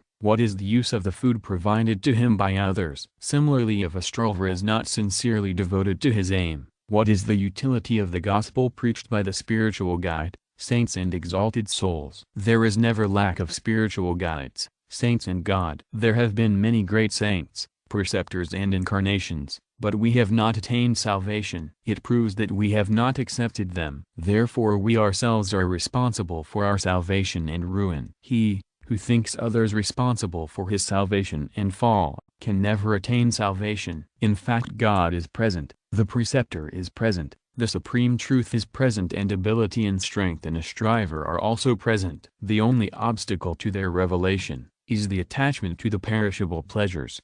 The responsibility to wipe out this attachment to pleasures goes to the striver because he himself has been attached to them. Initiation, initiating or being initiated, is not the principle of the Gita. A man is his own preceptor, therefore he has to preach the gospel to his own self. When all is God, Vasudeva Sarvam, then who accept God is a preceptor, and who will preach the gospel, and to whom will he preach it? Therefore the expression Udardatmanatmanam means that instead of perceiving defects in others, a man should perceive defects in his own self and try to get rid of them and preach the gospel to himself. He himself should become his preceptor, he himself should become his leader, and he himself should become his ruler. Link in the preceding verse, Lord Krishna declared that a man himself is his friend and he himself is his enemy. How is he himself, his friend or enemy? The Lord provides an answer in the verse that follows. To him who has conquered his self by himself, his own self is a friend, but to him who has not conquered the self, his own self acts as his foe. 6. Nothing resides in a man except the pure self. He does not at all depend on the lower self of his body, senses, mind and intellect etc. He renounces his dependence on these altogether, and gets established in his own self. He is the one who has conquered himself. How to know that a man is established in his own self? When his mind is set well in equanimity, it means that he is established in his own self, because the Absolute is free from blemish and is equanimous. Gita 5:19. It means that by being established in the Absolute he has conquered himself by his own self. Actually he was already established in the Absolute, but he could not realize it, as he had assumed his body, mind and intellect etc. as his. In this world, a man cannot defeat anyone without the help of others, and this help of others means his own defeat. How? For example, If you want to defeat others, either with arms or with arguments, you have to depend on arms or arguments. Then only you can defeat others. It means that you are first defeated by arms or arguments. Thus one cannot conquer others without his own defeat. But one who has no need of others, in the least, conquers himself by his own self, and he himself is his friend. He who thinks that the body, senses, mind, intellect, riches and prosperity etc. are necessary for him and who depends on them, is his own foe. He thinks that by accepting these as his own, he has controlled them and conquered them. But the fact is that he has been defeated by them. When he takes his defeat as victory, it means that his own self is his foe. The term satrav means that a man, by depending on worldly things, and by accepting his affinity with them, works as a foe for himself, as he himself is sentient, but he attaches importance to the insentient and depends on them. The more claim he lays on material objects, the more he becomes a slave to them. Further, he harbors desire for respect, honor and fame, that lead to his fall. He concedes that he is elevating himself, but actually it is the reverse. This proves that he himself is his own enemy in disguise. How surprising it is that a man, by attaching importance to matter, by forgetting God realization as the real aim of human life, wants to maintain the memory of his so-called body and name by his photos and statues during the lifetime as well as after death. Thus, he, in spite of being sentient, self, gets entangled in the slavery of matter, non-self, and acts as his foe. By using the term satravat, Lord Krishna means to explain that a man, by accepting his affinity with the body, senses, mind and intellect etc., thinks that he has become their master, but actually he is their slave. Though he does not think of harm to himself, yet the consequences are harmful and ruinous, and so Lord Krishna has declared that his own self acts as his foe, because dependence on the mundane fully misleads a man to the cycle of birth and death. Appendix: if a man has not the sense of I and mine in respect of his body, he himself is his friend, and if he has the sense of I and mine in the body, he himself is like an enemy to himself. Viz., by giving existence to the non-self, he acts like an enemy to himself. Satravat: whatever loss an enemy causes, the same loss he himself incurs. In fact, as much loss a voluptuary does to himself, so much loss can't be done even by an enemy. If we perceive in the right perspective, we come to know that an enemy does only good to us. He cannot do evil to us. The reason is that he can have an access only to objects. He can't reach the self. Therefore, what more can he do than to destroy the perishable? The destruction of the perishable will do us good only. In fact, we sustain loss only if we nurse ill feelings. Middle. What happens to the man who has conquered the self by the self has been described in the next 3 verses. The self-conquered one, whose mind is perfectly calm in the midst of antithetical pairs, such as cold and heat, favorable and unfavorable, joy and sorrow, honor and dishonor, is in constant communion with the Supreme Spirit. 7. Comment in the 6th verse: the term anatmana, of unconquered self, and the term jitatmana, of the self-controlled, have been used. It means that man who accepts his affinity of ness and mindness with the body etc., his own self, acts as the foe. But a self-controlled person who does not accept his affinity with mundane objects, such as body etc., as his own self, is his friend. In this way, the man of unconquered self ruins himself, while a self-controlled man remains in communion with the Supreme Spirit. One who has not the least affinity with the mundane, such as body, senses, mind and intellect etc., is self-disciplined or self-controlled. Such a self-controlled man does good to himself as well as to the world. Here, sita and usna do not denote only cold and heat. Sita and usna are merely objects of touch. A self-controlled person is really he who controls all senses from sense objects. Therefore, sita and usna cannot be taken in a limited sense. They denote favorable and unfavorable circumstances. It means that one should not be pleased with favorable circumstances and incidents etc., or displeased with unfavorable circumstances and incidents etc., but remain perfectly calm in the midst of the two. In favorable circumstances, a man feels a sort of coolness, while in unfavorable circumstances he feels a kind of warmth. A striver should be cautious that his permanent peace is not disturbed by this seemingly cold and heat. He should not be happy and sad with favorable and unfavorable circumstances. Now let us try to understand what joy and sorrow imply. Generally, people think that a person who lives in luxury is joyful, but one who cannot enjoy luxuries is sorrowful. 2. A man does not possess even the bare necessities of life, but is satisfied with what he possesses, and is joyful, while the man who leads a life of luxury is worried at heart, lest the luxuries should be lost, and is sad or sorrowful. In the Gita, Sukha and Dukkha have been described in two ways. The favorable circumstances and pleasure derived out of these is called Sukha. Similarly, unfavorable circumstances and sorrow derived from these is called Dukkha, where in the Gita it is said, Samadukhe Sukha, 12:13-14-24, 12:18, it means that he remains even-minded in Sukha and Dukkha. But where the Gita says, Kama, there, it refers to the void of Sukha, pleasure, and Dukkha, pain. In the former case, Sukha and Dukkha have their entities, but one remains equanimous, without being affected by them. In the latter case, there is no entity of either Sukha or Dukkha. In sum total, both lead to the same goal. Now, a question rises, why Lord Krishna has used two pairs of opposites, Sita and Usna, cold and heat, and Sukha Dukkha, joy and sorrow, when cold and heat also stand for favorable and unfavorable circumstances. The explanation is that past actions result in favorable and unfavorable circumstances, while actions of the present result in success and failure, joy and sorrow. But a self-controlled man remains perfectly calm and serene in both states. This explanation seems to fit the context, because the expression Nendriyarthasuenusajjate, used in the 4th verse of this chapter, has been referred to here by the expression Sita while the expression Nakarmasuenusajjate used there has been specified by the expression Sukha Dukkha. It means that where it is mentioned that he remains detached in favorable and unfavorable circumstances as a result of the fruit of past actions, while in success and failure, as the fruit of present actions. Here,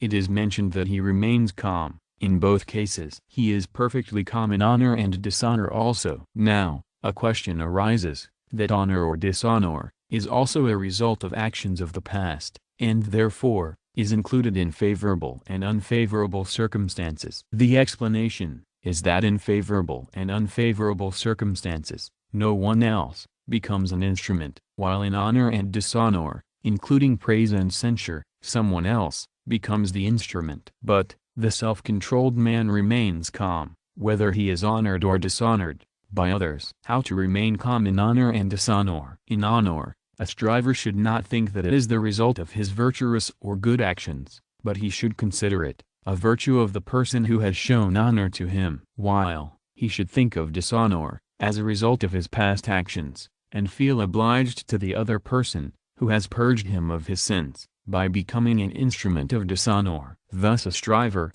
will become calm in honor and dishonor. Equanimity in cold and heat, joy and sorrow, honor and dishonor, proves that he has attained God's realization, because without internal bliss, a man cannot remain calm in both favorable and the unfavorable circumstances, success and failure, or honor and dishonor. Therefore, Lord Krishna, in the Gita, has declared in 5:19, men whose mind is established in equanimity have conquered the mortal plane, and in 6:22, he declares, getting into the infinite beatitude of the self, he does not reckon any other gain greater than that, and wherein established he is not moved, even by the heaviest affliction, and so on. Appendix: he, whose own self is like a friend, viz., who has not the sense of I and mine in the body, remains equanimous and unaffected in favorable and unfavorable circumstances, pleasure and pain, honor and dishonor. Such a man is an enlightened karmagivas. He has realized God. This should be recognized. The reason is that favorable and unfavorable circumstances,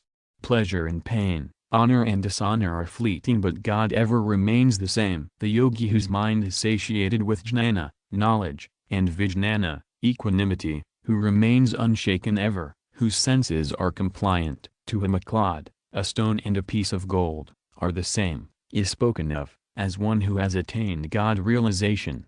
8. Comment. It is in the context of the discipline of action. So here, the knowledge how to perform an action is jnana, and equanimity in success and failure is vijnana, action, thought and trance, performed respectively with the physical, subtle and causal body, for one's own self, is not knowledge, jnana, because it and its fruits have a beginning and an end. But himself, being a fragment of God, is eternal. So, how can the transient and insentient satisfy the eternal and sentient? This knowledge, that actions and their fruits cannot satisfy his own self, is knowledge, jnana. By having this knowledge, when a person remains equanimous in success and failure, that is called vijnana. He himself gets satisfied with jnana and vijnana, thus for him nothing remains to be done, to be known and to be achieved. Chitta is a block of iron on which things made of iron, silver and gold etc., are hammered into different shapes, by smiths, but it remains the same. Similarly, the self-disciplined man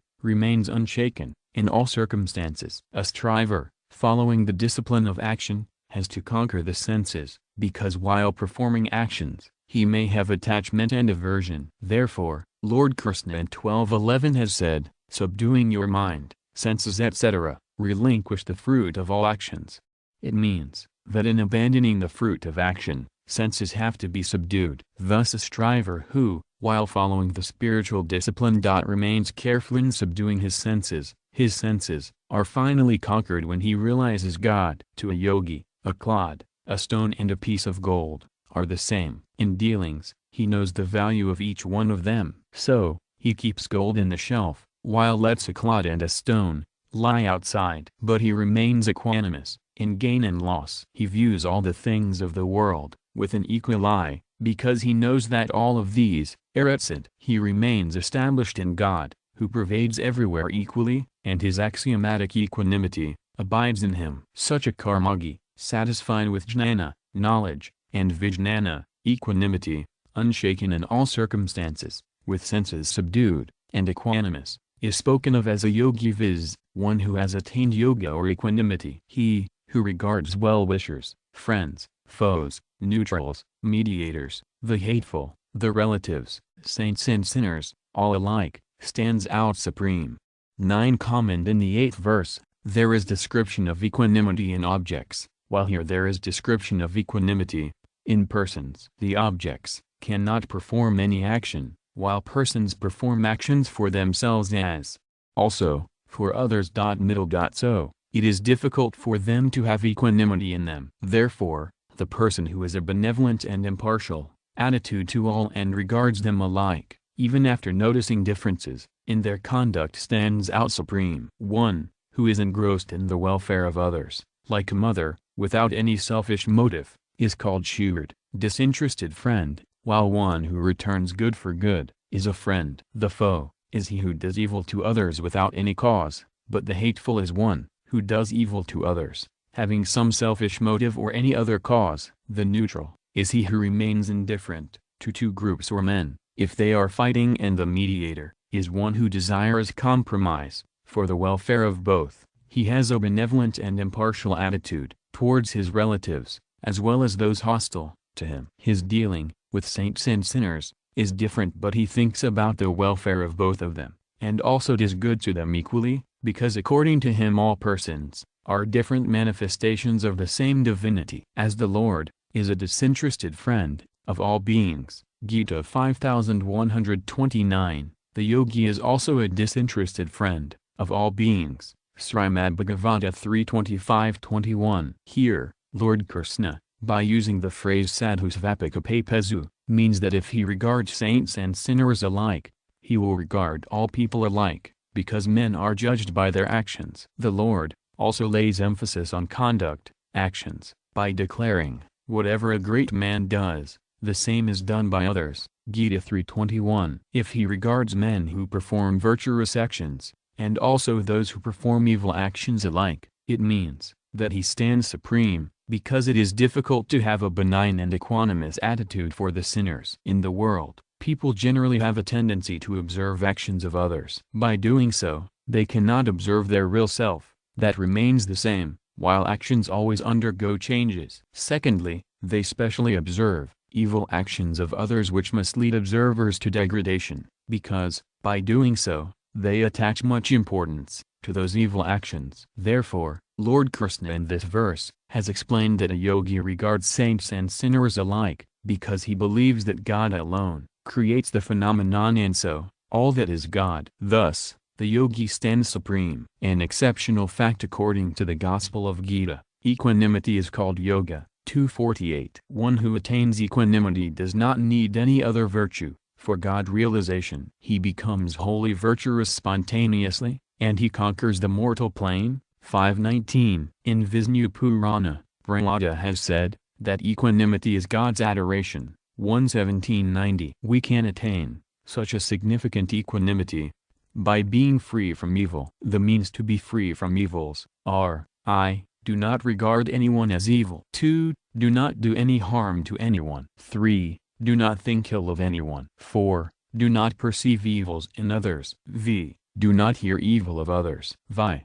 Do not speak ill of others. By following these 6 rules, we shall be free from evil. As soon as we are free from evil, we shall become virtuous, because virtue is our real nature. We make efforts and follow the spiritual discipline in order to become virtuous, but we do not become virtuous because we do not renounce evil altogether, and even a fragment of an evil arouses pride of having virtue, which leads us to several other evils. But when evil are rooted out, we become virtuous spontaneously. When we become virtuous, we automatically do good to others. By doing so, all the world provides us the necessities of life, without our asking and without working hard. Thus, we cease our dependence on the world. This freedom from dependence on the world enables us to attain equanimity, which is axiomatic, and then we have nothing to do. We become liberated souls. Appendix: the sphere of evenness,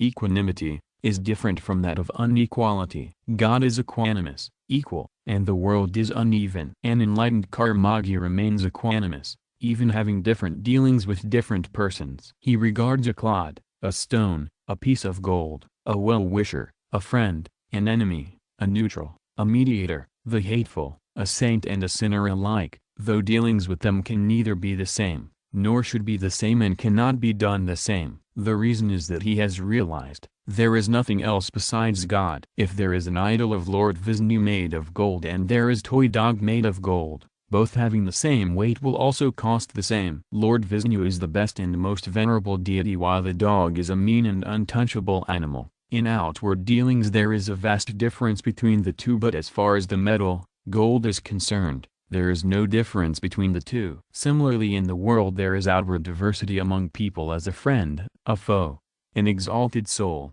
a wicked person, good, bad, gentle, vile, virtuous, sinful, righteous, immoral, learned and foolish, etc. But in essence all of them are only the manifestation of God. Only God has revealed himself in different forms. He who knows this fact recognizes him, others don't recognize him. While bathing, when soap is applied to the body, if the body is seen in a mirror, it looks bad and clumsy. At certain parts, marks like blisters appear, somewhere lines appear, but the person does not feel sad that he is suffering from a disease. The reason is that he knows that these marks will be rubbed off when the body is washed in water. Similarly, all beings are the manifestations of God, but outwardly they appear different because of difference in bodies and their nature. In fact, in spite of their different appearance, they are the manifestations of God, but it is because of our attachment and aversion that they appear different. The fact which was mentioned in the 2nd verse of the 5th chapter by the expression Kanaga visiciate, Kanaga is superior to Sankhyoga. The same fact has been mentioned here by the expression Samabuddha visiciate. An equanimous person remains untainted. Untaintedness leads to yoga, while taintedness leads to bhoga. There is equanimity in the 3 yogas, but it is specially important in Kanaga, because karmaga being the worldly spiritual discipline, a karmagi faces more oddities in life than other yogis. Link: equanimity, evenness of mind, which is attained by the discipline of action, is also attained by the discipline of meditation. So Lord Krishna, while starting the subject of meditation, gives inspiration for meditation. A dhyanagi should constantly engage in meditation, living alone in seclusion, having subdued his mind and body, and having got rid of bonds of desires and possessions for enjoyment. Comment here: Lord Krishna is describing in detail the discipline of meditation, which was referred to in brief in the 27th and 28th verses of the 5th chapter. Here, the word yoga, which has been derived from the root yujsamadha, means controlling the activities of the mind. Meditation is practiced by disinclination for the world and inclination for God. For its practice, the first means to be adopted is aparigraha apostrophe. Aparigraha means freedom from accumulation of possessions. Nothing should be accumulated for one's pleasures, because mind is attracted towards possessions and pleasures, and so it cannot be engaged in meditation. It means that a striver should not be free from outward prosperity and pleasures only, but also should get rid of desires and hopes for prosperity and pleasures, because these are all obstacles to God realization. Therefore, a striver should always be aware of these desires and hopes. Even by renouncing pleasures and prosperity, and also desire for them, there is possibility of attachment. Therefore, a striver should keep his body and mind under control. By controlling them, new attachment will not be aroused. The means to control them is that no actions should be performed being attached to it, because attachment leads a body to laziness and idleness, and senses to pleasures, and mind to the thought of pleasures and futile thinking. A yogi is one who is devoted to meditation, whose aim is only God realization, rather than enjoyment and accomplishment. A striver should live alone, without any assistant, because in company he is likely to be engaged in conversation. In the absence of company, because of attachment to him, he is likely to be haunted by that. Thus he will not be able to meditate on God. A striver should live in seclusion, on the banks of a river, or in a forest, or a temple, or a lonely room, meant for adoration and meditation only. The atmosphere should be such that there is 110 hindrance in meditation. Thus a striver, living alone in seclusion, as mentioned above, should concentrate his mind on God, with a firm determination to be engaged only in meditation without having the least thought of worldly affairs, whatsoever might happen. He should be on the alert,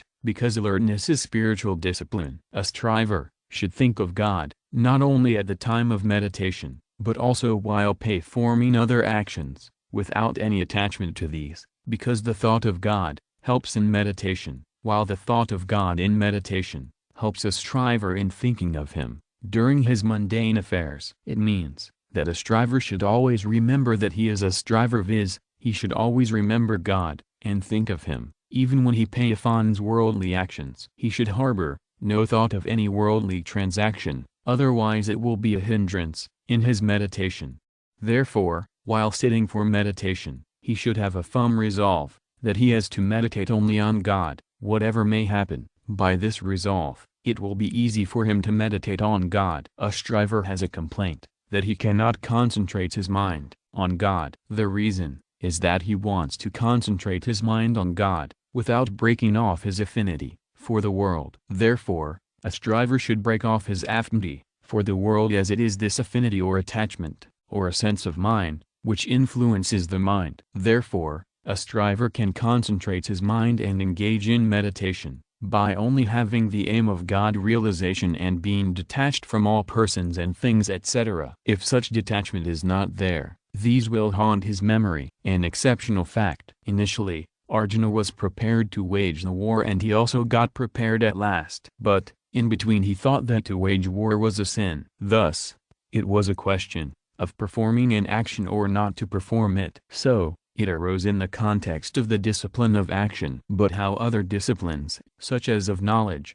devotion and meditation, were explained in Gita, Arjuna retreats from the war, because he thinks that sin would accrue to him by killing his kinsman. So he requests Lord Krishna to tell him what was good for him. 273251. Therefore, Lord Krishna explains to him the different means, including gifts, rituals, penances, study of the Vedas, and different kinds of disciplines leading to God realization. But, in all the means, Lord Krishna has emphasized the fact that the aim to attain perishable things is the main obstacle to God realization. If a striver has only the aim of God realization, and performs actions with equanimity, those actions would lead him to salvation or God realization. Appendix Karmayoga, Jnanayoga and Bhakti-yoga are the Karana Nirupaksa disciplines, independent of sense and other organs, but Dhyanayoga, the discipline of meditation, is a Karanasapaksa discipline, dependent on sense and other organs. Now the Lord starts the description of Dhyanayoga. Link in the previous verse, Lord Krishna offered inspiration for meditation. Now, in the next 3 verses, he explains what sort of setting one should have and what process he should undergo. In Karmayoga, path of action, karma, action, is Karanasapaksa, dependent on instruments, but yoga, equanimity, is Karana Nirupaksa, independent of instruments. Having well arranged his seat, asana, in a clean and unpolluted place covered by kusa grass, a deer skin and a cloth, one over the other, neither too high, nor too low. Comment: the place is pure in 2 ways, a naturally pure place such as the bank of the Ganges, a forest and a place near a holy basil, myrobalan, amla, pipala tree etc. 2. Place cleaned with cow dung and by sprinkling water, or by removing 2 inches of soil from the surface. A clean place of natural beauty invigorates and elevates the mind. According to the text, a kusa grass mat, a deer skin, and a cloth should be spread in one over the other, yet there should be spread a kusa mat below, a deer skin in the middle and a cloth at the top. The deer skin should be of a deer, which is not killed, but which is dead, in the natural way, as the skin of deer, which is killed, is regarded as impure. If a deer skin is not available, a rug can be spread.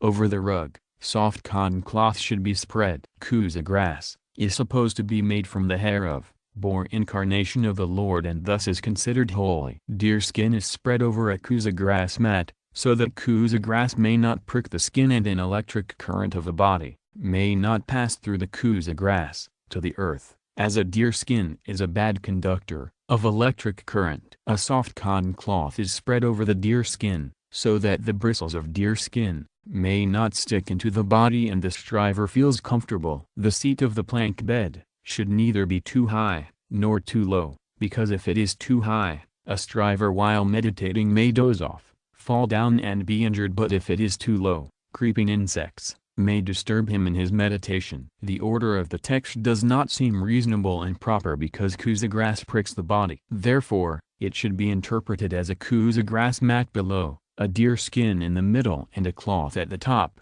because the order of the meaning is more forceful than the order of the text. The platform or the plank bed should be fixed firmly. Moreover, it should belong to him and be used by him only, because there may be bacilli in it, of others, if it is used by them. Similarly, a striver should have his own rosary, a bag for the rosary, and a spoon, used in religious ceremonies etc. Not only this, but according to the ordinance of scriptures, a striver should not use the seat, shoes and shirts etc. of others, otherwise he has to be a sharer in their virtues and sins. One should not sit on the seat of saints and ascetics because it is a dishonor to them. If one touches their seats and clothes etc. with feet, then it is also a sin. While seated on his seat, concentrating the mind and controlling the thinking faculty, citta, and the senses, he should practice yoga for self-purification. Comment: after explaining the kind of a seat, now Lord Krishna, in the 12th and 13th verses,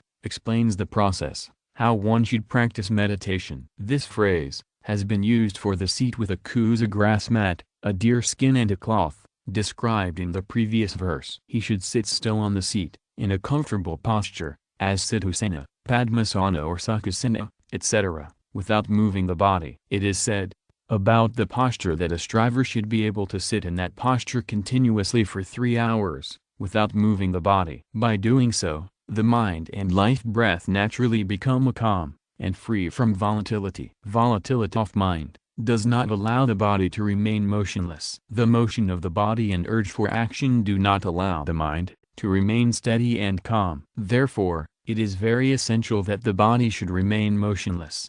While seated, the mind and the senses should be kept under control. A striver should control his body, senses and mind, even in practical life, otherwise they cannot be controlled easily. While he meditates, it means that he should lead a regulated and disciplined life, as has also been pointed out in the 16th and 17th verses of this chapter. Ekagram manikritva: while meditating, he should make a firm resolve that he has to engage himself only in meditation. If however, worldly thoughts crop up, he should think that it is time only for meditation and not for worldly thoughts. If time passes in worldly thoughts, no useful purpose will be served, and he will be a loser, both ways. Thus, he should concentrate his mind on God, without having any thought of mundane affairs. Even then, if a worldly thought comes to the mind, he should neither support it nor oppose it. By doing so, the thought will disappear as it is transitory. The thought affects him only if he accepts his affinity with it,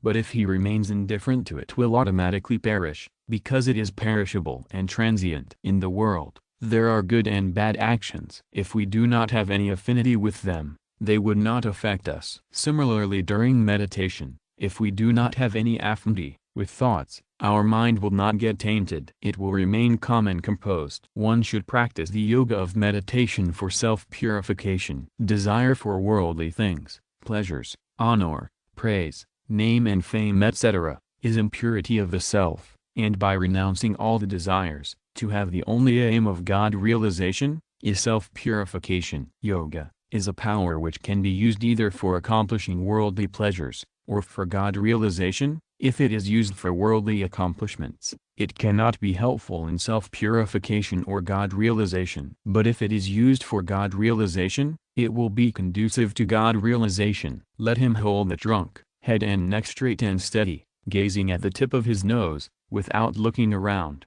13. Comment: the portion of the body from the neck to waist is called kaya, trunk, while the portion from neck to top is called head. All postures are useful from meditation and health point of view. Out of those postures, Lord Krishna has taken the essential feature necessary for meditation, i.e., to keep neck, back and head in a straight position. While meditating, the trunk, head and neck should be held straight, so that the spinal cord may remain vertical. In this posture, the mind becomes calm and concentrated quickly. If one bends forward, he feels drowsy. If he bends backward, there is stupor, and if he bends sideways, he becomes capricious. If he feels drowsy, he should walk a little, and then again with a firm determination, should re-practice meditation by holding the trunk, head and neck straight. He should not look in any direction, because by looking here and there, the neck will bend, which will disturb his meditation. So the neck should be held straight. He should look at the tip of his nose, with his half-closed eyes. If he closes his eyes, he may feel sleepy. But if the eyes are open, he is likely to look at the other objects within sight, and so there may be distraction in meditation. Thus, Lord Krishna means to say that he should keep his eyes half closed, because by doing so, the eyeballs assume steadiness and seem as if they are looking at the tip of the nose. He should sit steady, without any activity of the body or senses, just like a statue continuously for 3 hours. Moreover, there should not be any activity of the mind also. By doing so, he will overcome the strain of the posture and will become Jaitasana, conqueror of the posture. Appendix: here gazing at the tip of the nose is not important, but concentration of the mind is important. Link: blissful meditation, yoga, on God, endowed with attributes and form, and the good flowing out of it, have been explained in the next 2 verses. Serene and fearless, firm in the vow of celibacy, with mind controlled, the vigilant yogi should sit meditating on me and having me alone as the supreme goal. 14. Comment: serene-minded is he who is free from attachment and aversion. Attachment and aversion of the striver, whose aim is only God realization, without having any worldly desire, by becoming languid, perish, and with the disappearance of attachment and aversion, a striver attains peace, which is spontaneous. It means that attachment and aversion, born of the affinity for the world, disturb serenity or peace. One who attains this peace is serene-minded. Fear of disease, censure, dishonor and death arise only because man accepts the affinity of ness and mindness with the body. But when he abandons this affinity, he becomes free from all fears, because he thinks that even if the body perishes, it will make no difference, as his mind dedicated to God, he will attain salvation, the ultimate goal of life. Here, it does not mean only vow of continence, but also includes that a celibate should lead a disciplined and controlled life, according to the order of his preceptor, free from sensual pleasures, honor, praise and comforts etc. He should not in the least enjoy worldly things in any state, under any circumstance, either during meditation, or in practical life, but use them only as necessities of life. Having controlled the mind of all worldly affairs, he should think of God's form, play, virtues, glory and excellence etc. It means that by shutting out all worldly thoughts, he should devote his mind to God only. The thoughts that come to mind are either of the past or the present, so he should neglect them, by thinking that these have no existence at present. Moreover, the world actually does not exist, it merely seems to exist, while God existed in the past, exists now and will also exist in future. So, he should think of him, instead of thinking about the world. Yukta. He should remain vigilant, in diverting his mind from worldly affairs and concentrate it on God, even while engaged in worldly affairs, because vigilance during engagement in worldly affairs will help him in meditation, and that awareness during meditation will be helpful to him in his practical life. While sitting, he should have the only aim of God realization, without having any other desire, or lust or attachment or mindness, in the least, as has also been pointed out, in the 10th verse of this chapter. Appendix: to consider any special trait as one's own is to invite demoniac nature in oneself. Therefore the Lord by the term Maadpura mentions that the striver following the path of meditation should depend on him. By depending on God, evils, flaws, are quickly removed and the striver is not proud of his speciality. This is the special trait of devotion. In this verse mana and citta, these are two terms which are synonyms, have been used. With mana anything is reflected upon time and again, and with citta only one thing is thought of. Therefore here the expression manasamyamyamiksita means that the world should not be reflected upon, viz., detach mana from the world, and with citta he should think of God, viz.,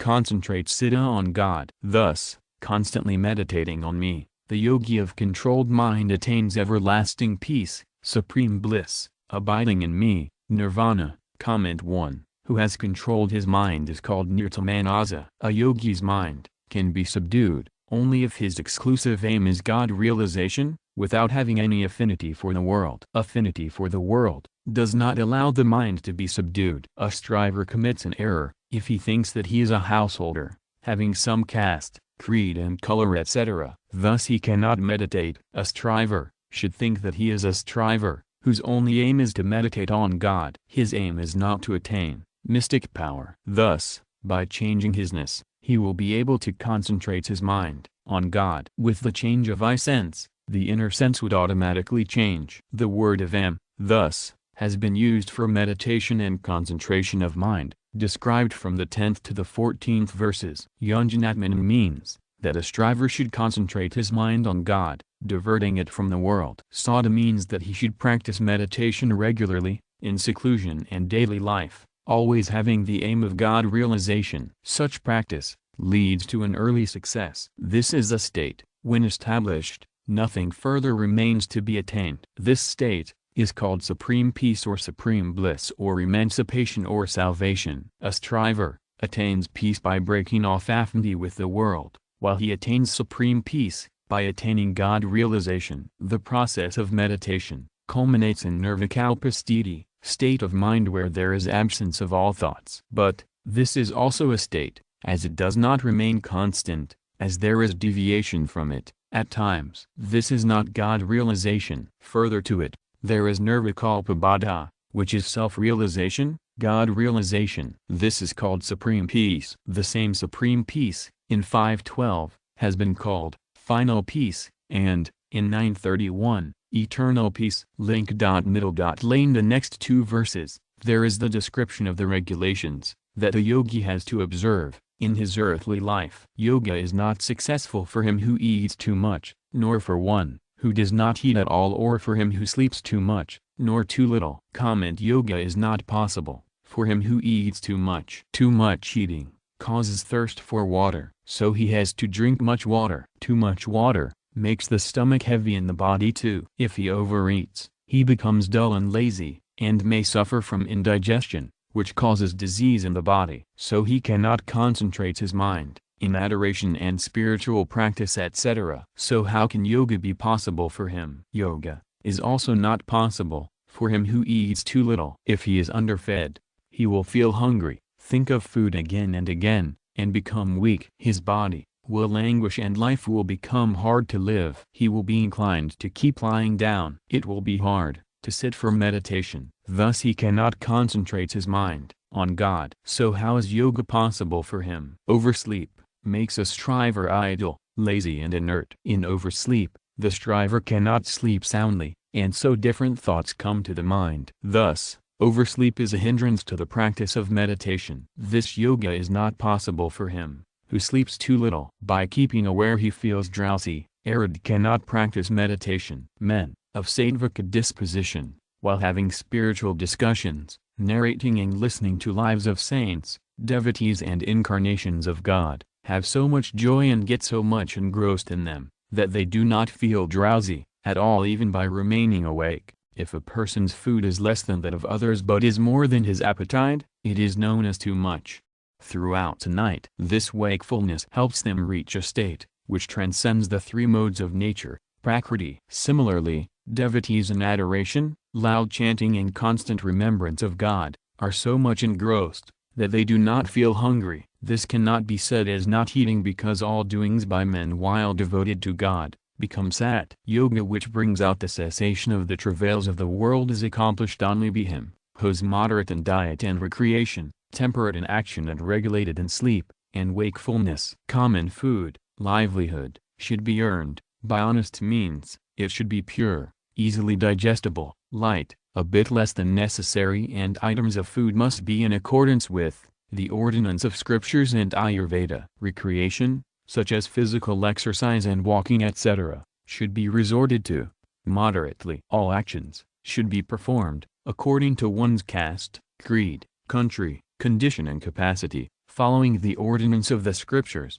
and happily for the welfare of others. One should be moderate in sleep. He should remain awake in the day, go to bed early at night, and rise early in the morning. Here, the term of abodhasya, wakefulness, has a special meaning, that a striver should be spiritually aroused, as this human life has been bestowed upon him, to attain salvation. The term yukta, moderate, means that similar rules do not apply to all the persons for diet, recreations, actions, sleep and wakefulness, but everyone should be moderate in them, according to circumstances he is in. Thus, the yoga of a yogi, who is moderate in diet, recreation etc., brings about a cessation of the toil and troubles of the world. There is an exceptional difference between yoga, meditation, and bhoga, pleasure. In yoga there is abnegation of bhoga. In bhoga there is not total negation of yoga. In bhoga, what happiness a man derives is a result of disconnection of the contact with the unreal. But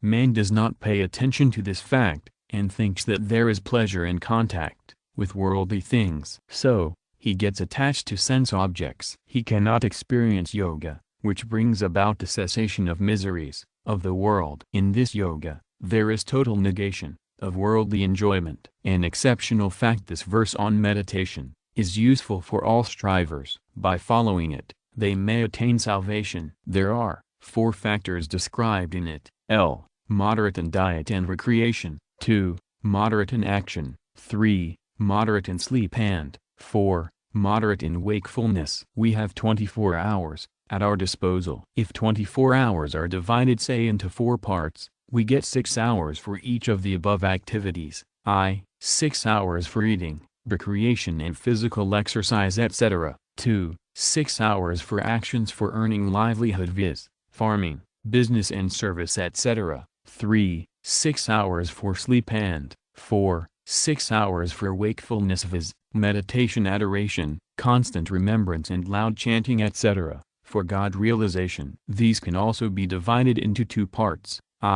income and 2. Expenditure. Actions and wakefulness are the means of income, while eating, recreation and sleep involve expenditure. For income and expenditure, we have 2 kinds of capital, worldly riches, capital, and 2. Age. Man's capital.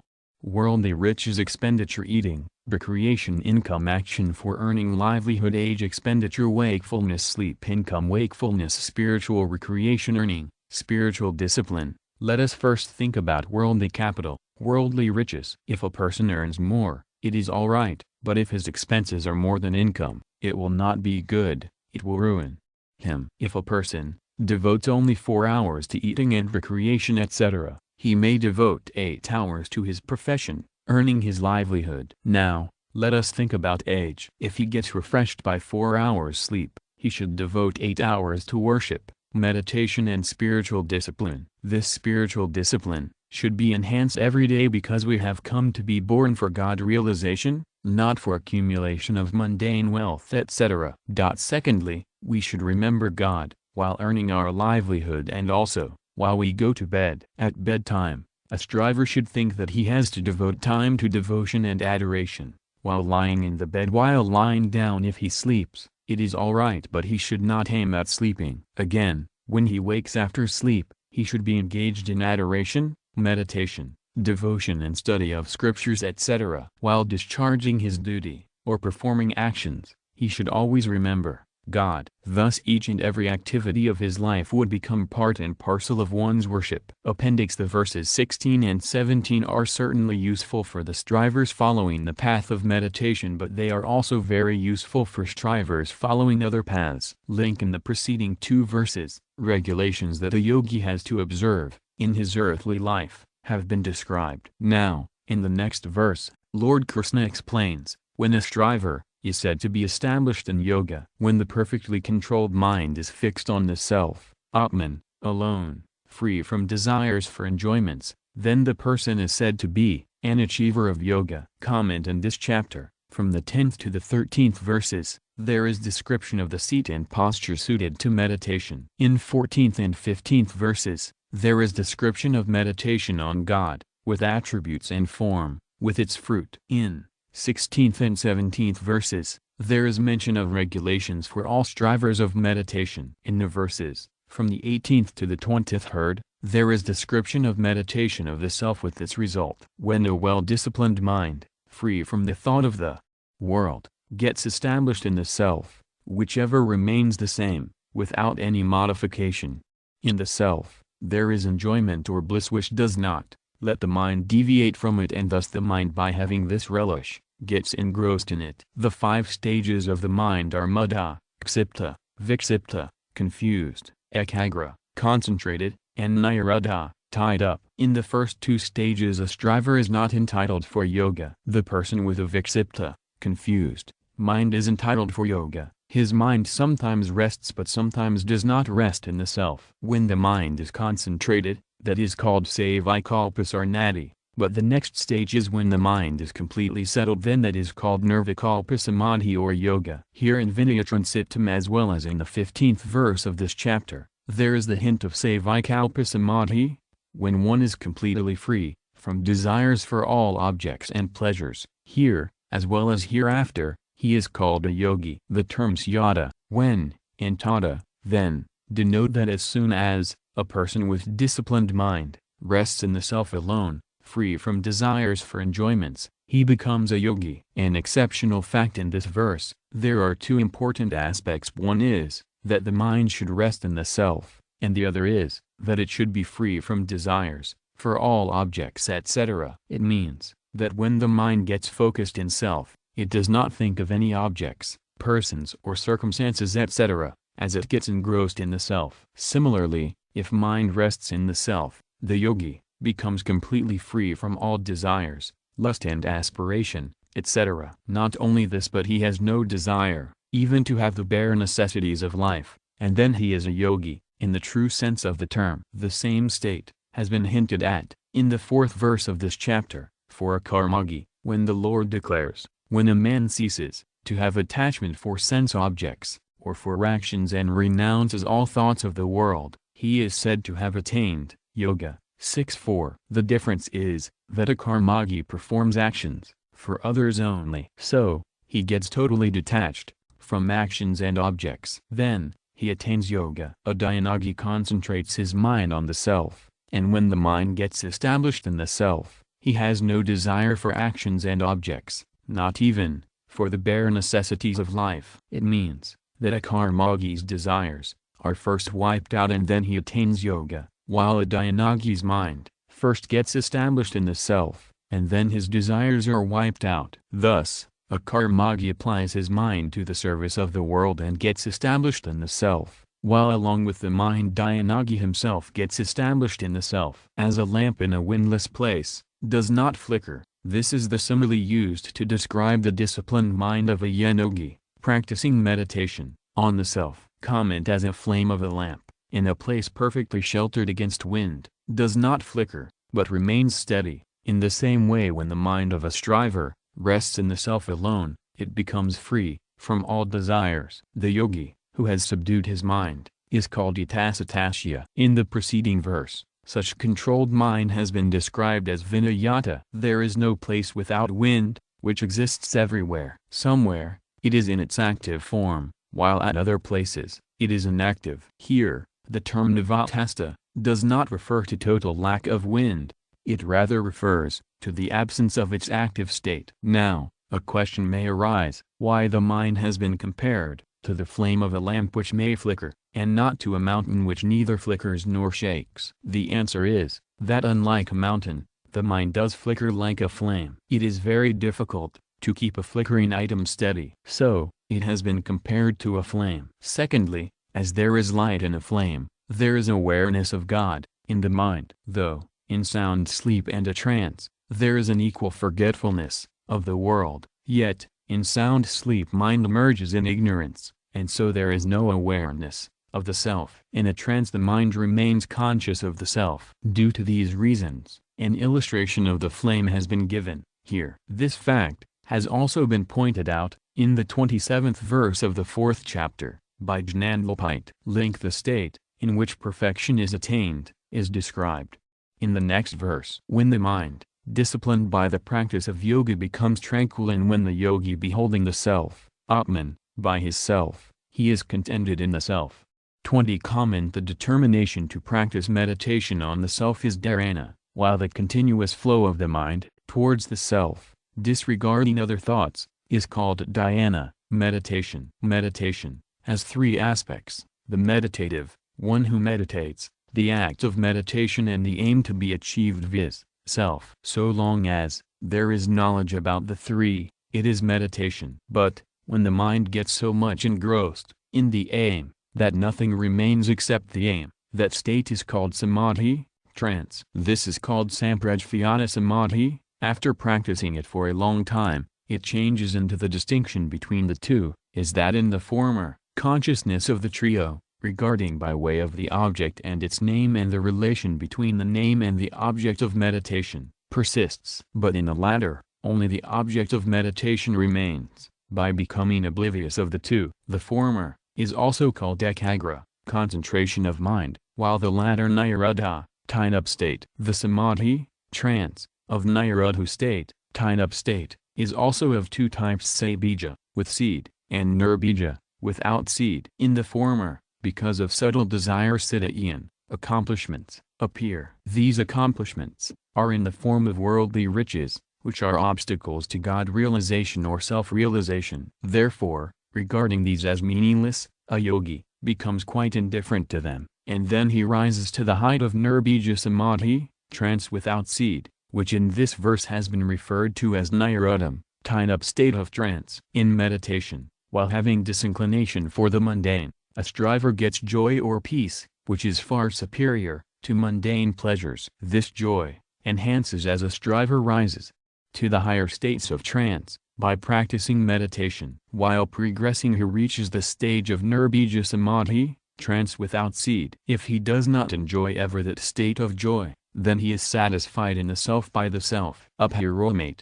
attains quietness, means that mind, being insentient, cannot catch the self, which is sentient. So, it becomes quiet, and at that moment, a yogi ceases all affinity for the mind. Tusyati means that he is not satisfied with anything else except the self. The gist of this verse is that the yogi realizes the self in him by his own self, as the self ever remains the same. Our affinity with the world is the only obstacle to realize it. When by meditation the mind becomes tranquil, a yogi's affinity with the mind and the world is renounced, and he realizes the self in his own self. An exceptional fact: the aim of human life can be achieved by both the discipline of meditation as well as the discipline of action. But there is a little difference between the two. In meditation, When the mind of a striver becomes peaceful, and does not enjoy the state of trance, he is satisfied in the self by the self. In the discipline of action, when a striver abandons all desires of the mind, he is satisfied in the self by the self. Gita 2:55. In the discipline of meditation, when the mind is absorbed in the self, a yogi experiences trance. When he does not enjoy that state, his affinity with the mind is broken off, and he is satisfied in the self. In the discipline of action, when there is tendency of all the actions, senses, mind, intellect and body etc., for the welfare of others, all desires are abandoned. As soon as desires are abandoned, the yogi's affinity with the mind is broken off, and he is satisfied in the self. Appendix: the mind is not concentrated on the self. It can't reach the self, but it becomes indifferent. The reason is that the mind belongs to a different class from that of the self. The mind is lower, in sentient nature, and the self is higher, sentient nature. Therefore the self rests in the self. Beholding the self by the self means that the self cannot be perceived by senses, but it can be perceived only by the self. Whatever is thought of with the mind,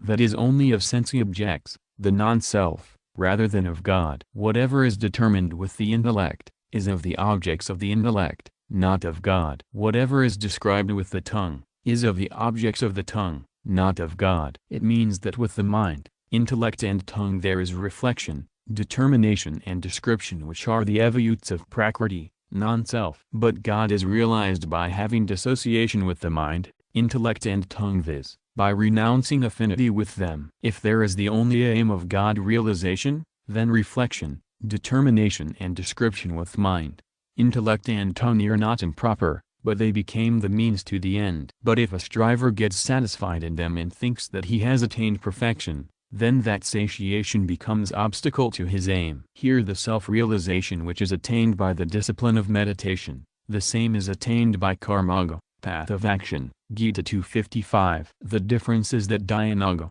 discipline of meditation, is dependent on instruments, karanasapaksa, while karmaga is a karananirapaksa, independent of instruments, discipline. In karanasapaksa discipline, renunciation of affinity for matter, non-self, is delayed, and there is possibility of a striver's deviation or downfall from yoga. Link: what happens after the yogi is satisfied in the self by the self is described in the next verse. When he feels that supreme and transcendental bliss while his discrimination remains fully awakened, and wherein established, the said yogi never moves away from reality.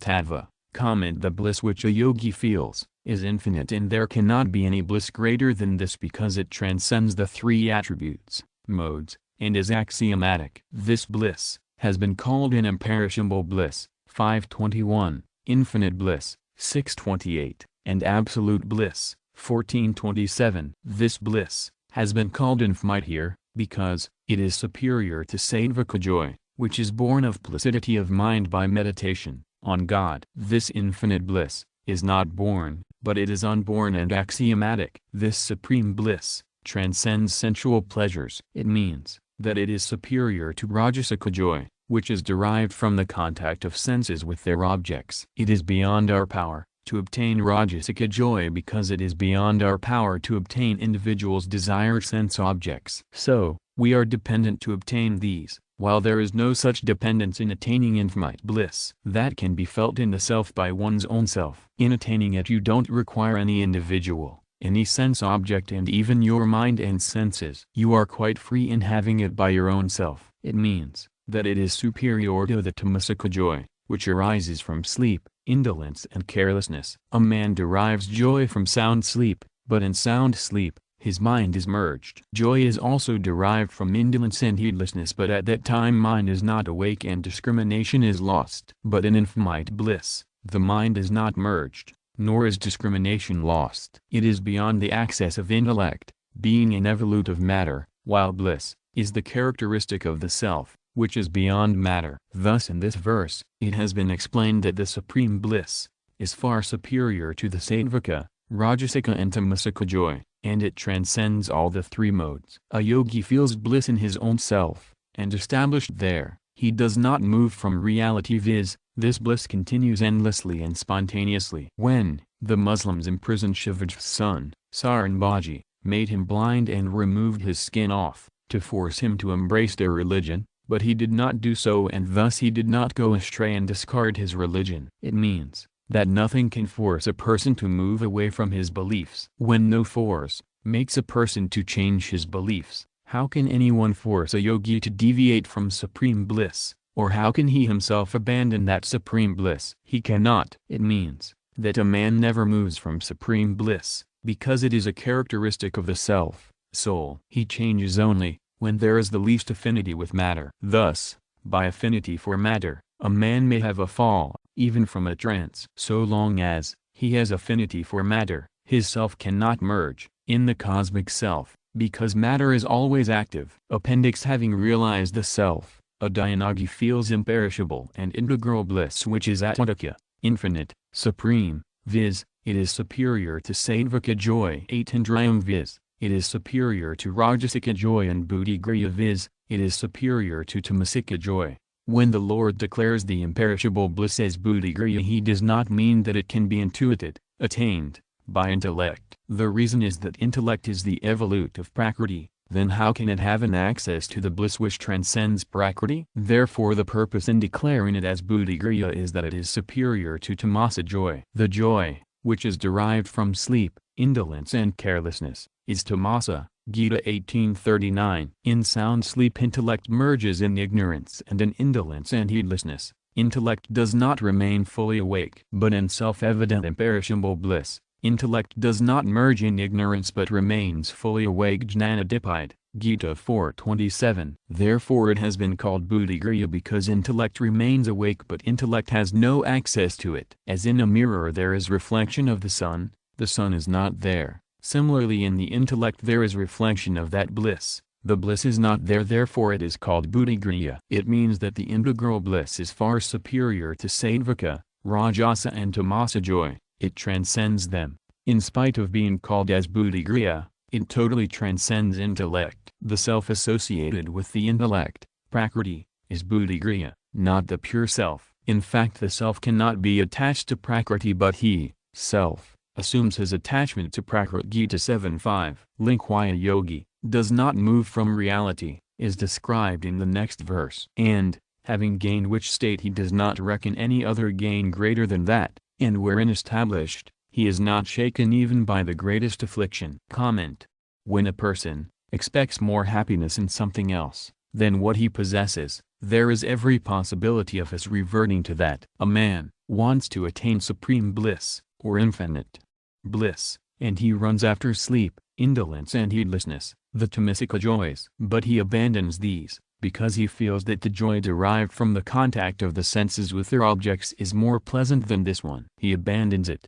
also when he feels that sattvika joy, which is born by placidity of mind, by meditation on God, is superior to it. He abandons it too, when he feels the supreme bliss. There is no greater bliss than this. By gaining this, he has nothing else to seek, because there is no gain greater than this. A man may also abandon something, if it results in affliction in spite of its gain. A man may abandon an attempt to achieve a goal, if he feels that there is some danger. But here Lord Krishna says that a yogi, having been established in the supreme bliss, cannot be shaken even by the greatest suffering. If he is hanged, or his limbs are broken to pieces, or his body is ground to powder between millstones, or his skin is stripped off his body, or his body is put into boiling oil, yet he is not shaken. Why is he not shaken even by the greatest punishment? The reason is that a yogi established in the supreme bliss has no body consciousness. So the harm inflicted on the body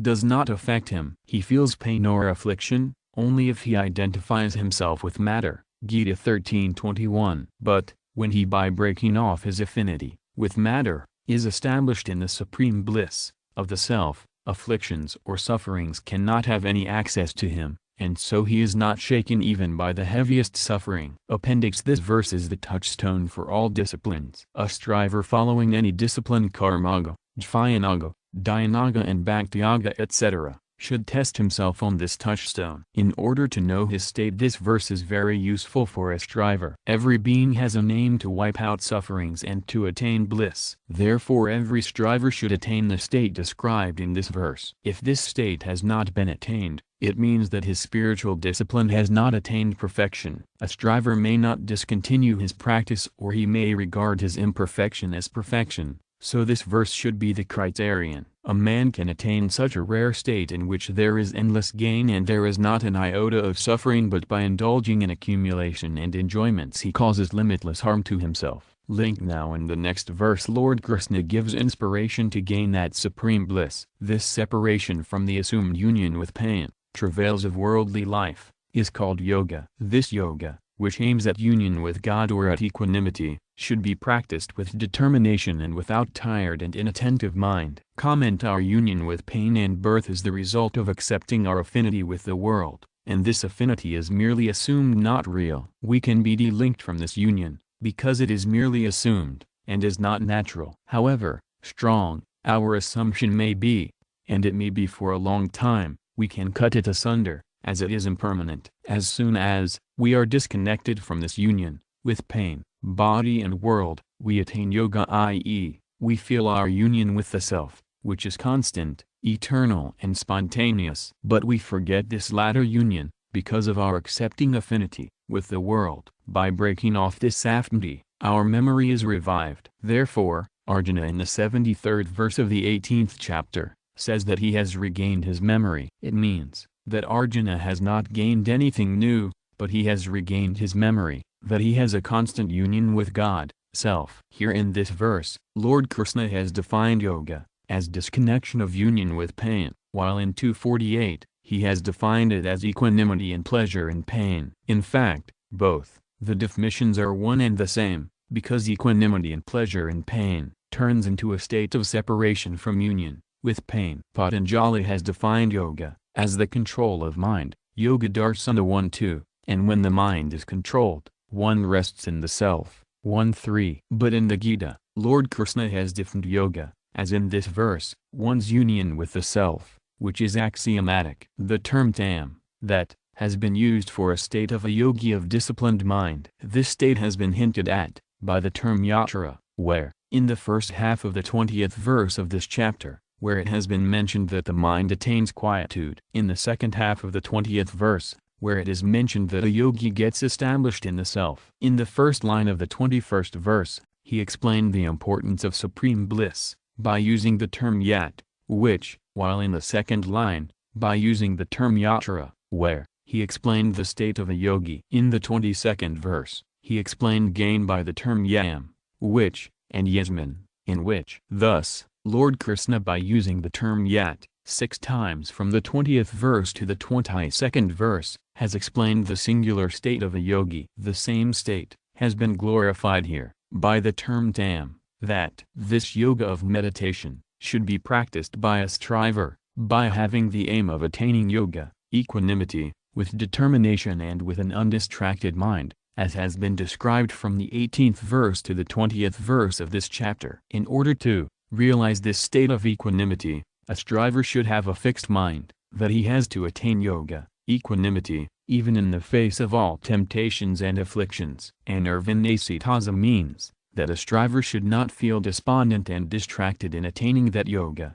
in spite of obstacles and afflictions. He should think that he has to realize God, perfection or equanimity, even if he has to spend years and births together, and even if he has to face most serious afflictions. He should think that he has wasted innumerable births and suffered tortures in hell, but has not attained his aim of God realization, though his past sins have been destroyed. So, he should devote his full time, span of his present life, power and resources to realize him. Appendix: the division of worldly union, viz. Samyaga, is different from that of yoga. There is sarnyaga with that object, or person, or action with which we can't stay forever and which can't stay with us forever. There is yoga with that with whom we can stay forever and who can stay with us forever. Therefore in the world there is saralyaga with one another and with God. Yatra, yam and yasmin are the words formed from the word yat. There is yoga. In fact there is no union with the world and no disunion from God, viz. Whatever we gain in the world is not permanent, hence it is no gain at all, and God is never separate from us. The assumption of the union with the world and disunion from God is ignorance, and it is the greatest blunder of a man. Certainly there is disunion from the worldly union, but there is no disconnection at all from the union with God. A man wants union with worldly things, but he has to face disunion. Therefore the world is said to be the abode of sorrows. Gita 8:15. A desire leads to the union with pain, sufferings. If a striver is free from desires, there is no union with sufferings, and there is union with God. The union of an embodied being with God is eternal. This axiomatic eternal union is called yoga. This eternal union prevails in all places, all the time, in all actions, in all things, in all persons, in all states, in all circumstances, and in all incidents. It means that there has neither been, nor is, nor will be, nor can be any disunion from this eternal union. But by assuming connection with the unreal body, the eternal union is not realized. As soon as there is separation, renunciation of connection, from the assumed union with the unreal in the form of pain, the eternal union is realized. This is the chief yoga of the Gita, and in order to realize this yoga there is description of karmaga, jnanaga, dhyanaga and bhaktiyoga, etc. But these disciplines, paths, will be called yoga only when there is total renunciation of affinity with the unreal and there is realization of eternal union with God. The Lord has defined yoga in two ways. Equanimity is called yoga, Gita 2:48. 2. Termination of union with pain in the shape of the worldly transmigration, travails of worldly life, Gita 6:23. Either call it equanimity or call it disconnection of union with pain in the fun of the world, as both are one and the same. It means that by getting established in equanimity, there will be disunion from the union with the world, and by the disunion of the union with the world, a striver will get established in equanimity. By any one of these two, the eternal union with God will be realized. If we see from the subtle point of view that Tam is the first stage in Samatvam Yoga, Usit is the later stage in which there is attainment of Nasthakaisanti, everlasting peace, Paramasanti, supreme peace, or Atmantakasukha, eternal bliss. Equanimity is being attained naturally and sufferings are also disappearing naturally. Only that is attained who is ever attained, and only that is renounced which is ever renounced. The attainment of the ever attained is called yoga, and renunciation of the ever renounced is also called yoga. The pleasures that are derived from the contact with sense objects, persons and actions are only sources of pain, viz., they cause sufferings.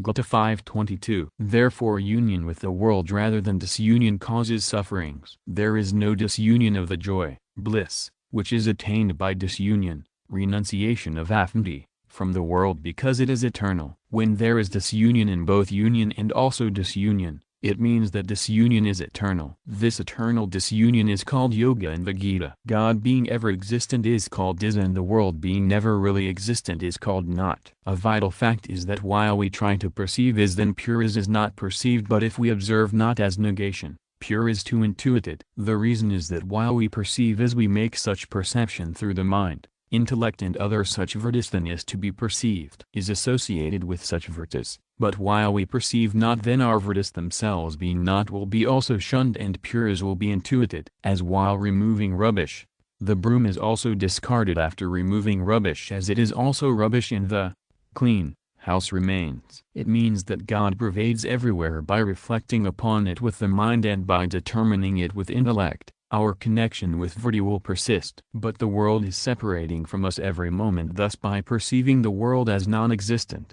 our affinity with the world and the Vritti will be renounced, and pure supreme reality, God, will remain. Link in the next verse, Lord Krishna explains the topic of meditation on God, who is without attribute and formless, in order to attain yoga, equanimity, completely giving up all desires arising from thoughts of the world, and restraining the senses, from all sides, by the mind.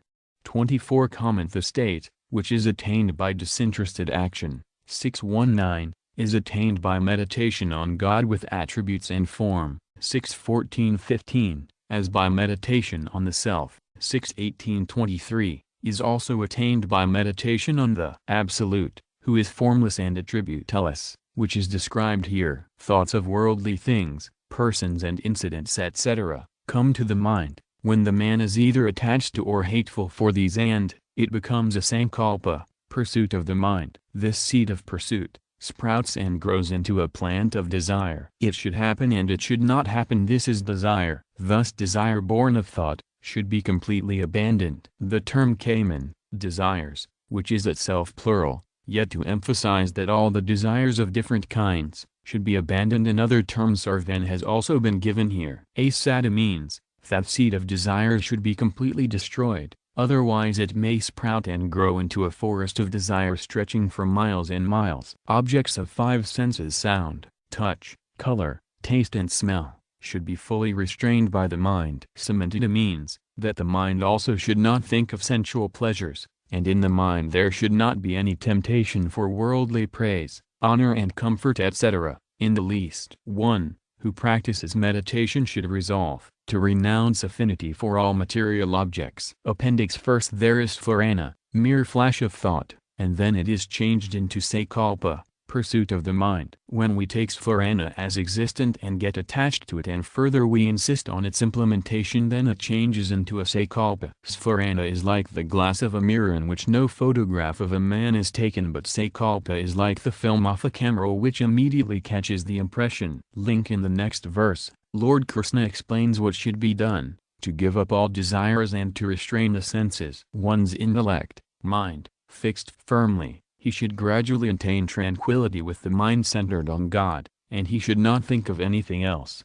25. Comment. A striver should not feel dejected and disappointed that he has not been successful in meditation on God after practicing for a long time. He should have patience and determination that he has to attain God, whatever may happen, because there is no gain better than this. Thus, he should control his intellect, without caring for worldly pleasures, praise, honor and comfort etc. In being indifferent to worldly pleasures, he should not make haste, but he should become indifferent gradually, and finally achieve quietude. He should have neither attachment nor aversion for pursuits of the mind. If we abandon a thing, there is a possibility of a feeling of aversion persisting for it, but there should not remain even a trace of the feeling of aversion for any object of the world. It is said that we should become indifferent to it. Here, attainment of an attitude of indifference has also been mentioned, because God, the sentient, is beyond the access of mind, being as evolutive matter which is insentient. As a lamp,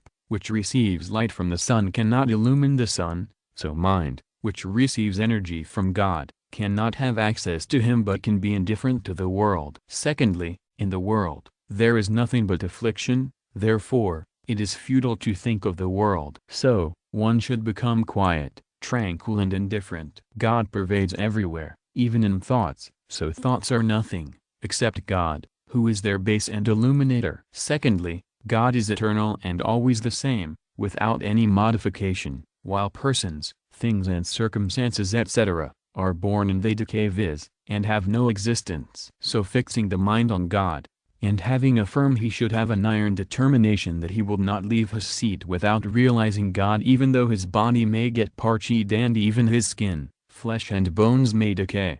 Determination of the existence of God alone, he should not think at all. It has already been said that he should not think of the world. God is all-pervasive, he should also not think so. By that, his affinity with the mind will persist. A meditator and the mind will have their existence. So having resolved that God pervades everywhere, he should not think of anything else. Thus by becoming tranquil, he will realize the ever-existent self which has already been described in the 22nd verse. An exceptional fact in connection with meditation, the most important fact, is that God, manifest or unmanifest, pervades everywhere in all persons, things, incidents, circumstances and actions, and there is never any modification in him, while matter always undergoes modifications. As a diver dives into an ocean and perceives water all around, similarly, a striver should feel God all around and also in him. The only aim of mankind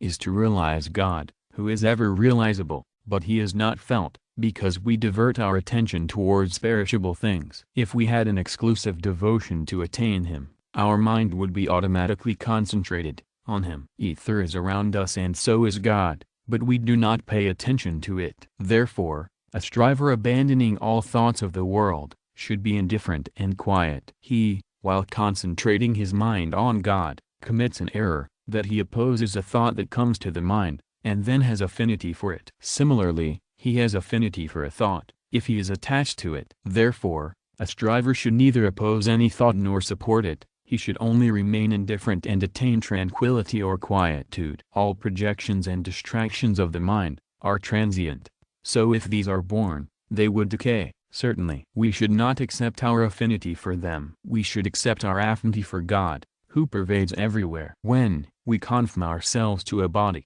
our separate entity comes into existence, that I am. This individuality is also encompassed by God, who is limitless, even, tranquil, and also truth, knowledge and bliss, as well as the illuminator of all things and actions. All objects and actions are illumined by one light. This light has a relation either with all objects, actions and persons, or with none. This light remains as it is. Similarly, God as light has no relation with objects and actions, etc. These objects and actions are transitory, while the Lord is without origin. Being established in him, one should not think of anything. One, Santana, thinking, is done, while the other is automatic. We should not resort to it, thinking. If some thought crops us, we should remain neutral and indifferent. An ice cube, block of ice, dropped into water is water, and is also surrounded by water. Similarly, all projections and distractions are within God, and God is in them. Moreover, when a striver meditates upon the memory, past incidents, etc., comes to mind, which have no current existence, but a striver, by accepting their existence, strengthens them. So, he should remain indifferent to them, without having attachment or aversion for them. They will perish, in the same way as they are born. We have a constant affinity with God, we are his, and he is ours. So, a striver, by accepting the fact that he is always established in him, should sit quietly without thinking of anything else. He should not accept his affinity with a thought that comes to his mind itself. By doing so, the thought will perish, and he will be fixed in God, because he always remains fixed on him. Waves rise in a sea, but in water there is neither sea nor waves. Similarly, in God, there is neither world nor thoughts, only he pervades, equally everywhere. Clouds appear and disappear in the sky, but the sky remains the same. Similarly, while meditating, thoughts come to mind and slip away, while God, who is everywhere, remains the same.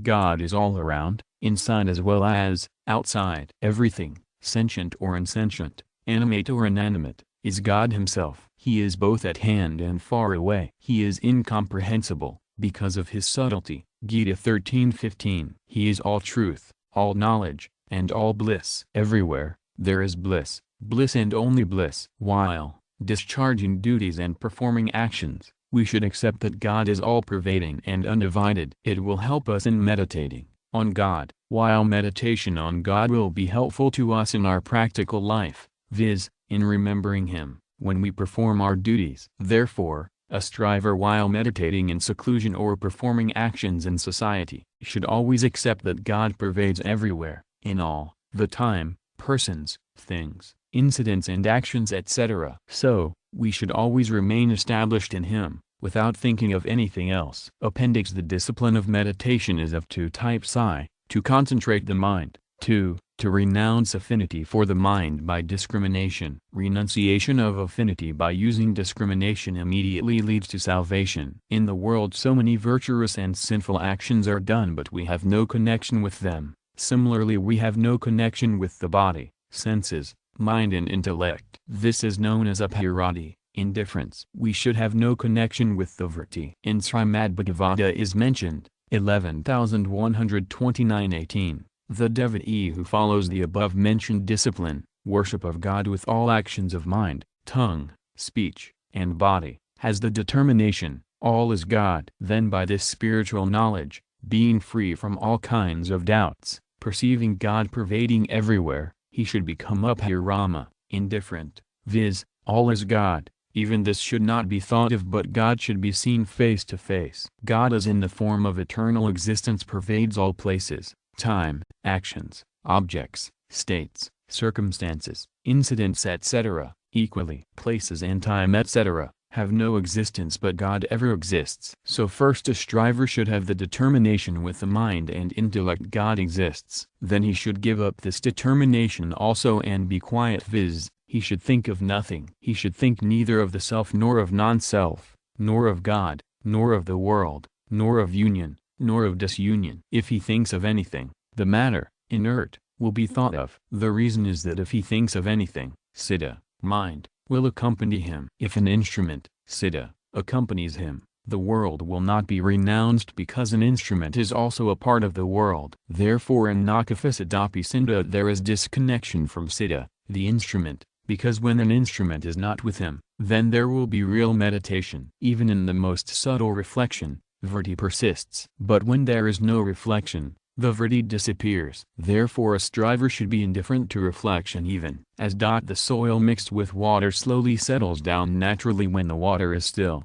Similarly all evils, flaws, by keeping quiet slowly calm down naturally, ego melts and the real self, the reality, free from egoism, is realized. Here the term sanasana have been used for giving up vritti. By using the word sanasana the Lord means to say that the striver in order to be indifferent, should not apply force, should not make haste because the impression gathered through life after life, are not wiped out hastily. Haste makes volatility firm and permanent but sanasana, gradual effort, destroys volatility. Without connection with prakriti, there can't be any santana, jnana, reflection, etc. If a striver thinks of the supreme reality, the mind will be used if he determines, intellect will be used if he sees, the eyes will be used if he hears, the ears will be used and if he says anything, the tongue will be used. Similarly if he assumes is, then assumption and he who assumes will persist, and if he negates not, he who negates will remain. If he renounces the sense of doership, I am not a doer, this subtle ego will persist, viz., by renunciation, the thing renounced and he who renounces will remain. Therefore a striver should become abhirama, indifferent, viz., he should neither assume nor negate nor receive nor renounce but should accept the self-evident and natural divinity and become quiet from within and from without. I have to keep quiet. This insistence, pursuit of the mind, should also not be maintained, otherwise he will have the sense of doership. Quietude is self-evident or automatic, it requires no initiative. A striver should give up these four I, thou, you, this and that, and then only is, reality, remains. He should accept that self-evident is and should not think of anything. If a thought comes to the mind, he should have neither attachment nor aversion to it, he should neither be pleased nor displeased with it, he should consider it neither good nor bad nor he should accept it in him. He should not think of anything but if a thought crops up, that is not harmful. Air blows, sometimes it is hot, sometimes cold, it rains. We are not to be blamed for these occurrences because we have no connection with them. We are blamed if we are connected with matter. Therefore if any thought crops up, be indifferent to it, don't get mixed with it, viz., we should not hold, I think or thinking is done in me. But we should hold, thoughts come to the mind and I, self, have no connection with the mind. In the expression atmasamshamanakrutva the term ranana stands for intellect because volatility is the trait of mind and steadfastness is the trait of intellect. Therefore the term atmasamsham means that instead of volatility, there should be steadfastness. As this is a particular village, when this assumption becomes firm, we have not to think of it again and again. Similarly God exists. If this assumption is firmly rooted, then we'll have not to think of his existence repeatedly. Therefore whatever is self-evident, what is the need to think of it? So by thinking of the self is not realized because by thinking of the self, the thinker remains and existence of the non-self persists. When we assume the existence of the non-self, then we'll renounce the non-self and think of the self. This is also known as kupasadhana, mikasatsanga, and asantyakadhyana. In it there is neither an action through the physical body nor there is thinking through the subtle body nor constancy, trance, through the causal body. In it senses are inactive, mind is also composed, intellect is also silent, viz., there is no activity of the body, senses, mind and intellect. All are silent, no one speaks. Whatever was to be seen, has been seen. Whatever was to be heard, has been heard. Whatever was to be spoken, has been spoken, and whatever had to be done, has been done. Now there is no interest, taste, in seeing, hearing, speaking and doing etc. In such a state kupasadhana, silent discipline, is practiced. This discipline is superior even to trance because in it affinity for intellect and ego is renounced. In samadhi, trance, laya, vikspa, kausaya and rasasvada these four flaws, obstacles, persist but kupasadhana is free from these flaws. Kupasadhana, silent discipline, is devoid of vritti. Link what course a striver should adopt, if he is unable to attain tranquility is explained, in the next verse. By whatever cause, the restless and unsteady mind wanders away, he should restrain it and continually concentrate it, on God. 26 Comment Mind does not remain steady, in the aim fixed by a striver. So it is called unsteady. It thinks of worldly pleasures, and objects so it is called, restless. It means, that it neither is fixed on God, nor renounces the world. Therefore, a striver should restrain the mind from worldly objects and thoughts, with discrimination, and place safely it at the feet of the Lord. He should be cautious in subduing the fickle and unsteady mind. He should not be lax in it. It means, that a striver should understand, that the base and illuminator of those objects and thoughts, is only God. This is concentration on God. I means to concentrate the mind on God. A striver, should restrain the mind when it is diverted to persons, things and circumstances etc., and concentrate it, again and again, on God. 2. All the beings and things, in this universe are manifestations of God. So he should understand, that whatever thought comes to his mind, is nothing but God. Thus, he should concentrate his mind, on God. 3. Mental rubbish stored inside the mind begins to come out at the time of meditation, because when one was busy with other activities, it could not find an outlet. By thinking thus, a striver should not be perturbed. He should rather continue his efforts to concentrate his mind. In the whole of Gita, emphasis on practice has been laid only in this verse. 4. A striver cannot meditate on God, because he meditates on him, by accepting himself as of the world, while really he is God's. Therefore, he should accept the reality, I am only God's, and only God is mine. I am not of the body and the world, and the body and the world are not mine. By accepting affinity for God, which is a reality, the mind will automatically be concentrated on him. A striver should not leave any part of work pending. He should either do the work first, or remove its thought from his mind, and then start meditation on God, with a calm mind. He should do away with all pursuits and distractions of the mind, by offering these as an oblation to the fire God. 7. He should wink his eyes several times and then shut these. By winking, as the outward scene is cut off, so are the pursuits and distractions of the mind eliminated. 8. He should exhale air forcibly from his lungs 2 or 3 times, and then hold his breath as long as he can. Then, he should start breathing slowly and come to a natural state of breathing. By doing so, pursuits and distractions of the mind disappear. Appendix: if according to the preceding verse, a striver may not practice silent discipline, then he should restrain the mind from worldly objects and thoughts, and concentrate it on God. An excellent means to fix the mind on God is that wherever the mind wanders, there he should perceive, see, God, and whatever thoughts come to the mind, they should be regarded as the manifestation of God. There is a vital point that so long as a striver assumes any other entity besides God, his mind cannot be totally restrained. The reason is that so long as we recognize any other entity, attachment can't be totally wiped out, and without total destruction of attachment, mind can't be totally controlled. If attachment persists, mind can be restrained to a certain extent by which worldly status accomplishments are achieved but divinity is not attained. If any other entity is assumed, then the mind is controlled for some time, and then there is deviation, viz., there are 2 states, trance and relapse. The reason is that without assuming the other entity, 2 states are not possible. Therefore the mind can be totally restrained by assuming that there is no any other entity besides God. Link es: the result of concentration of mind on God, is explained, in the next 2 verses. Great sattvika happiness, truly comes to the yogi, whose mind is calm, whose passions are subdued, and who is without sin.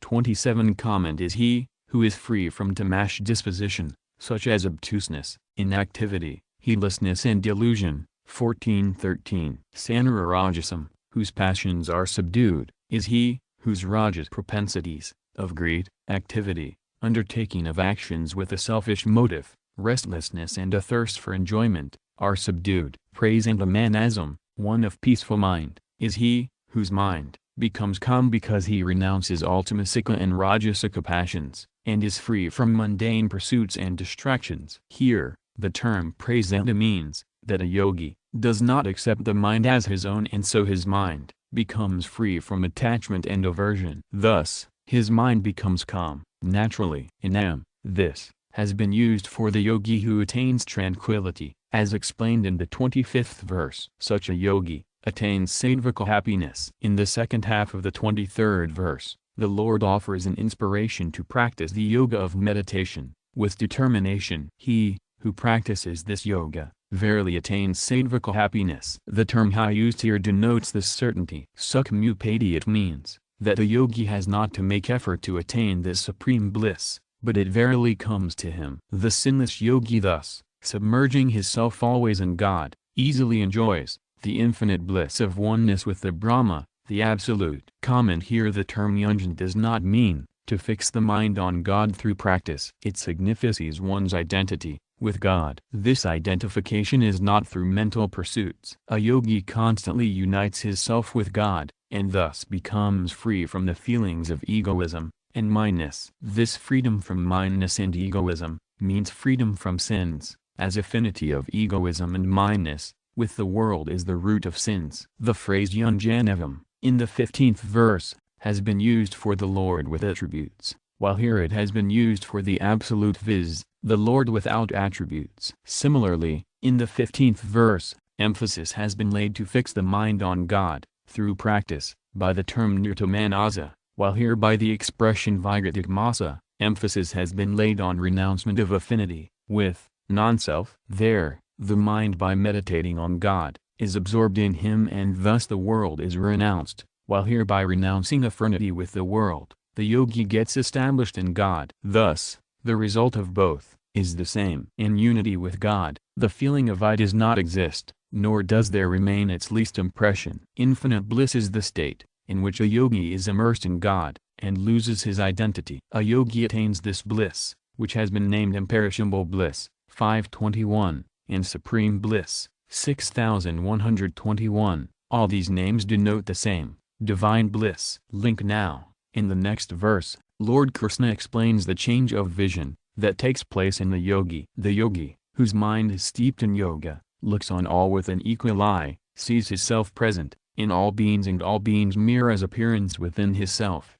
29. Comment: the yogi sees the same divinity in all. As toys made of sugar in the shape of various birds, animals and men are of the same stuff, sugar various arms and weapons of iron, various toys made of clay and various ornaments of gold. Likewise it is the self that has assumed various forms in the universe. So, a yogi sees the self in all objects and beings. It means that the mind of the yogi, by constant practice of meditation, is absorbed in the self, and then his affinity with the mind breaks off, which has been indicated by the expression, as a worldly person sees himself in all his limbs, a yogi sees his self in all the creatures. As in a dream, different persons, animals and objects are a man's own creation, and they all disappear when he awakes. Similarly, a yogi sees his own self in all beings, because there is no such existence of the world. As in a dream, it is transient and kaleidoscopic. It means that whatever he sees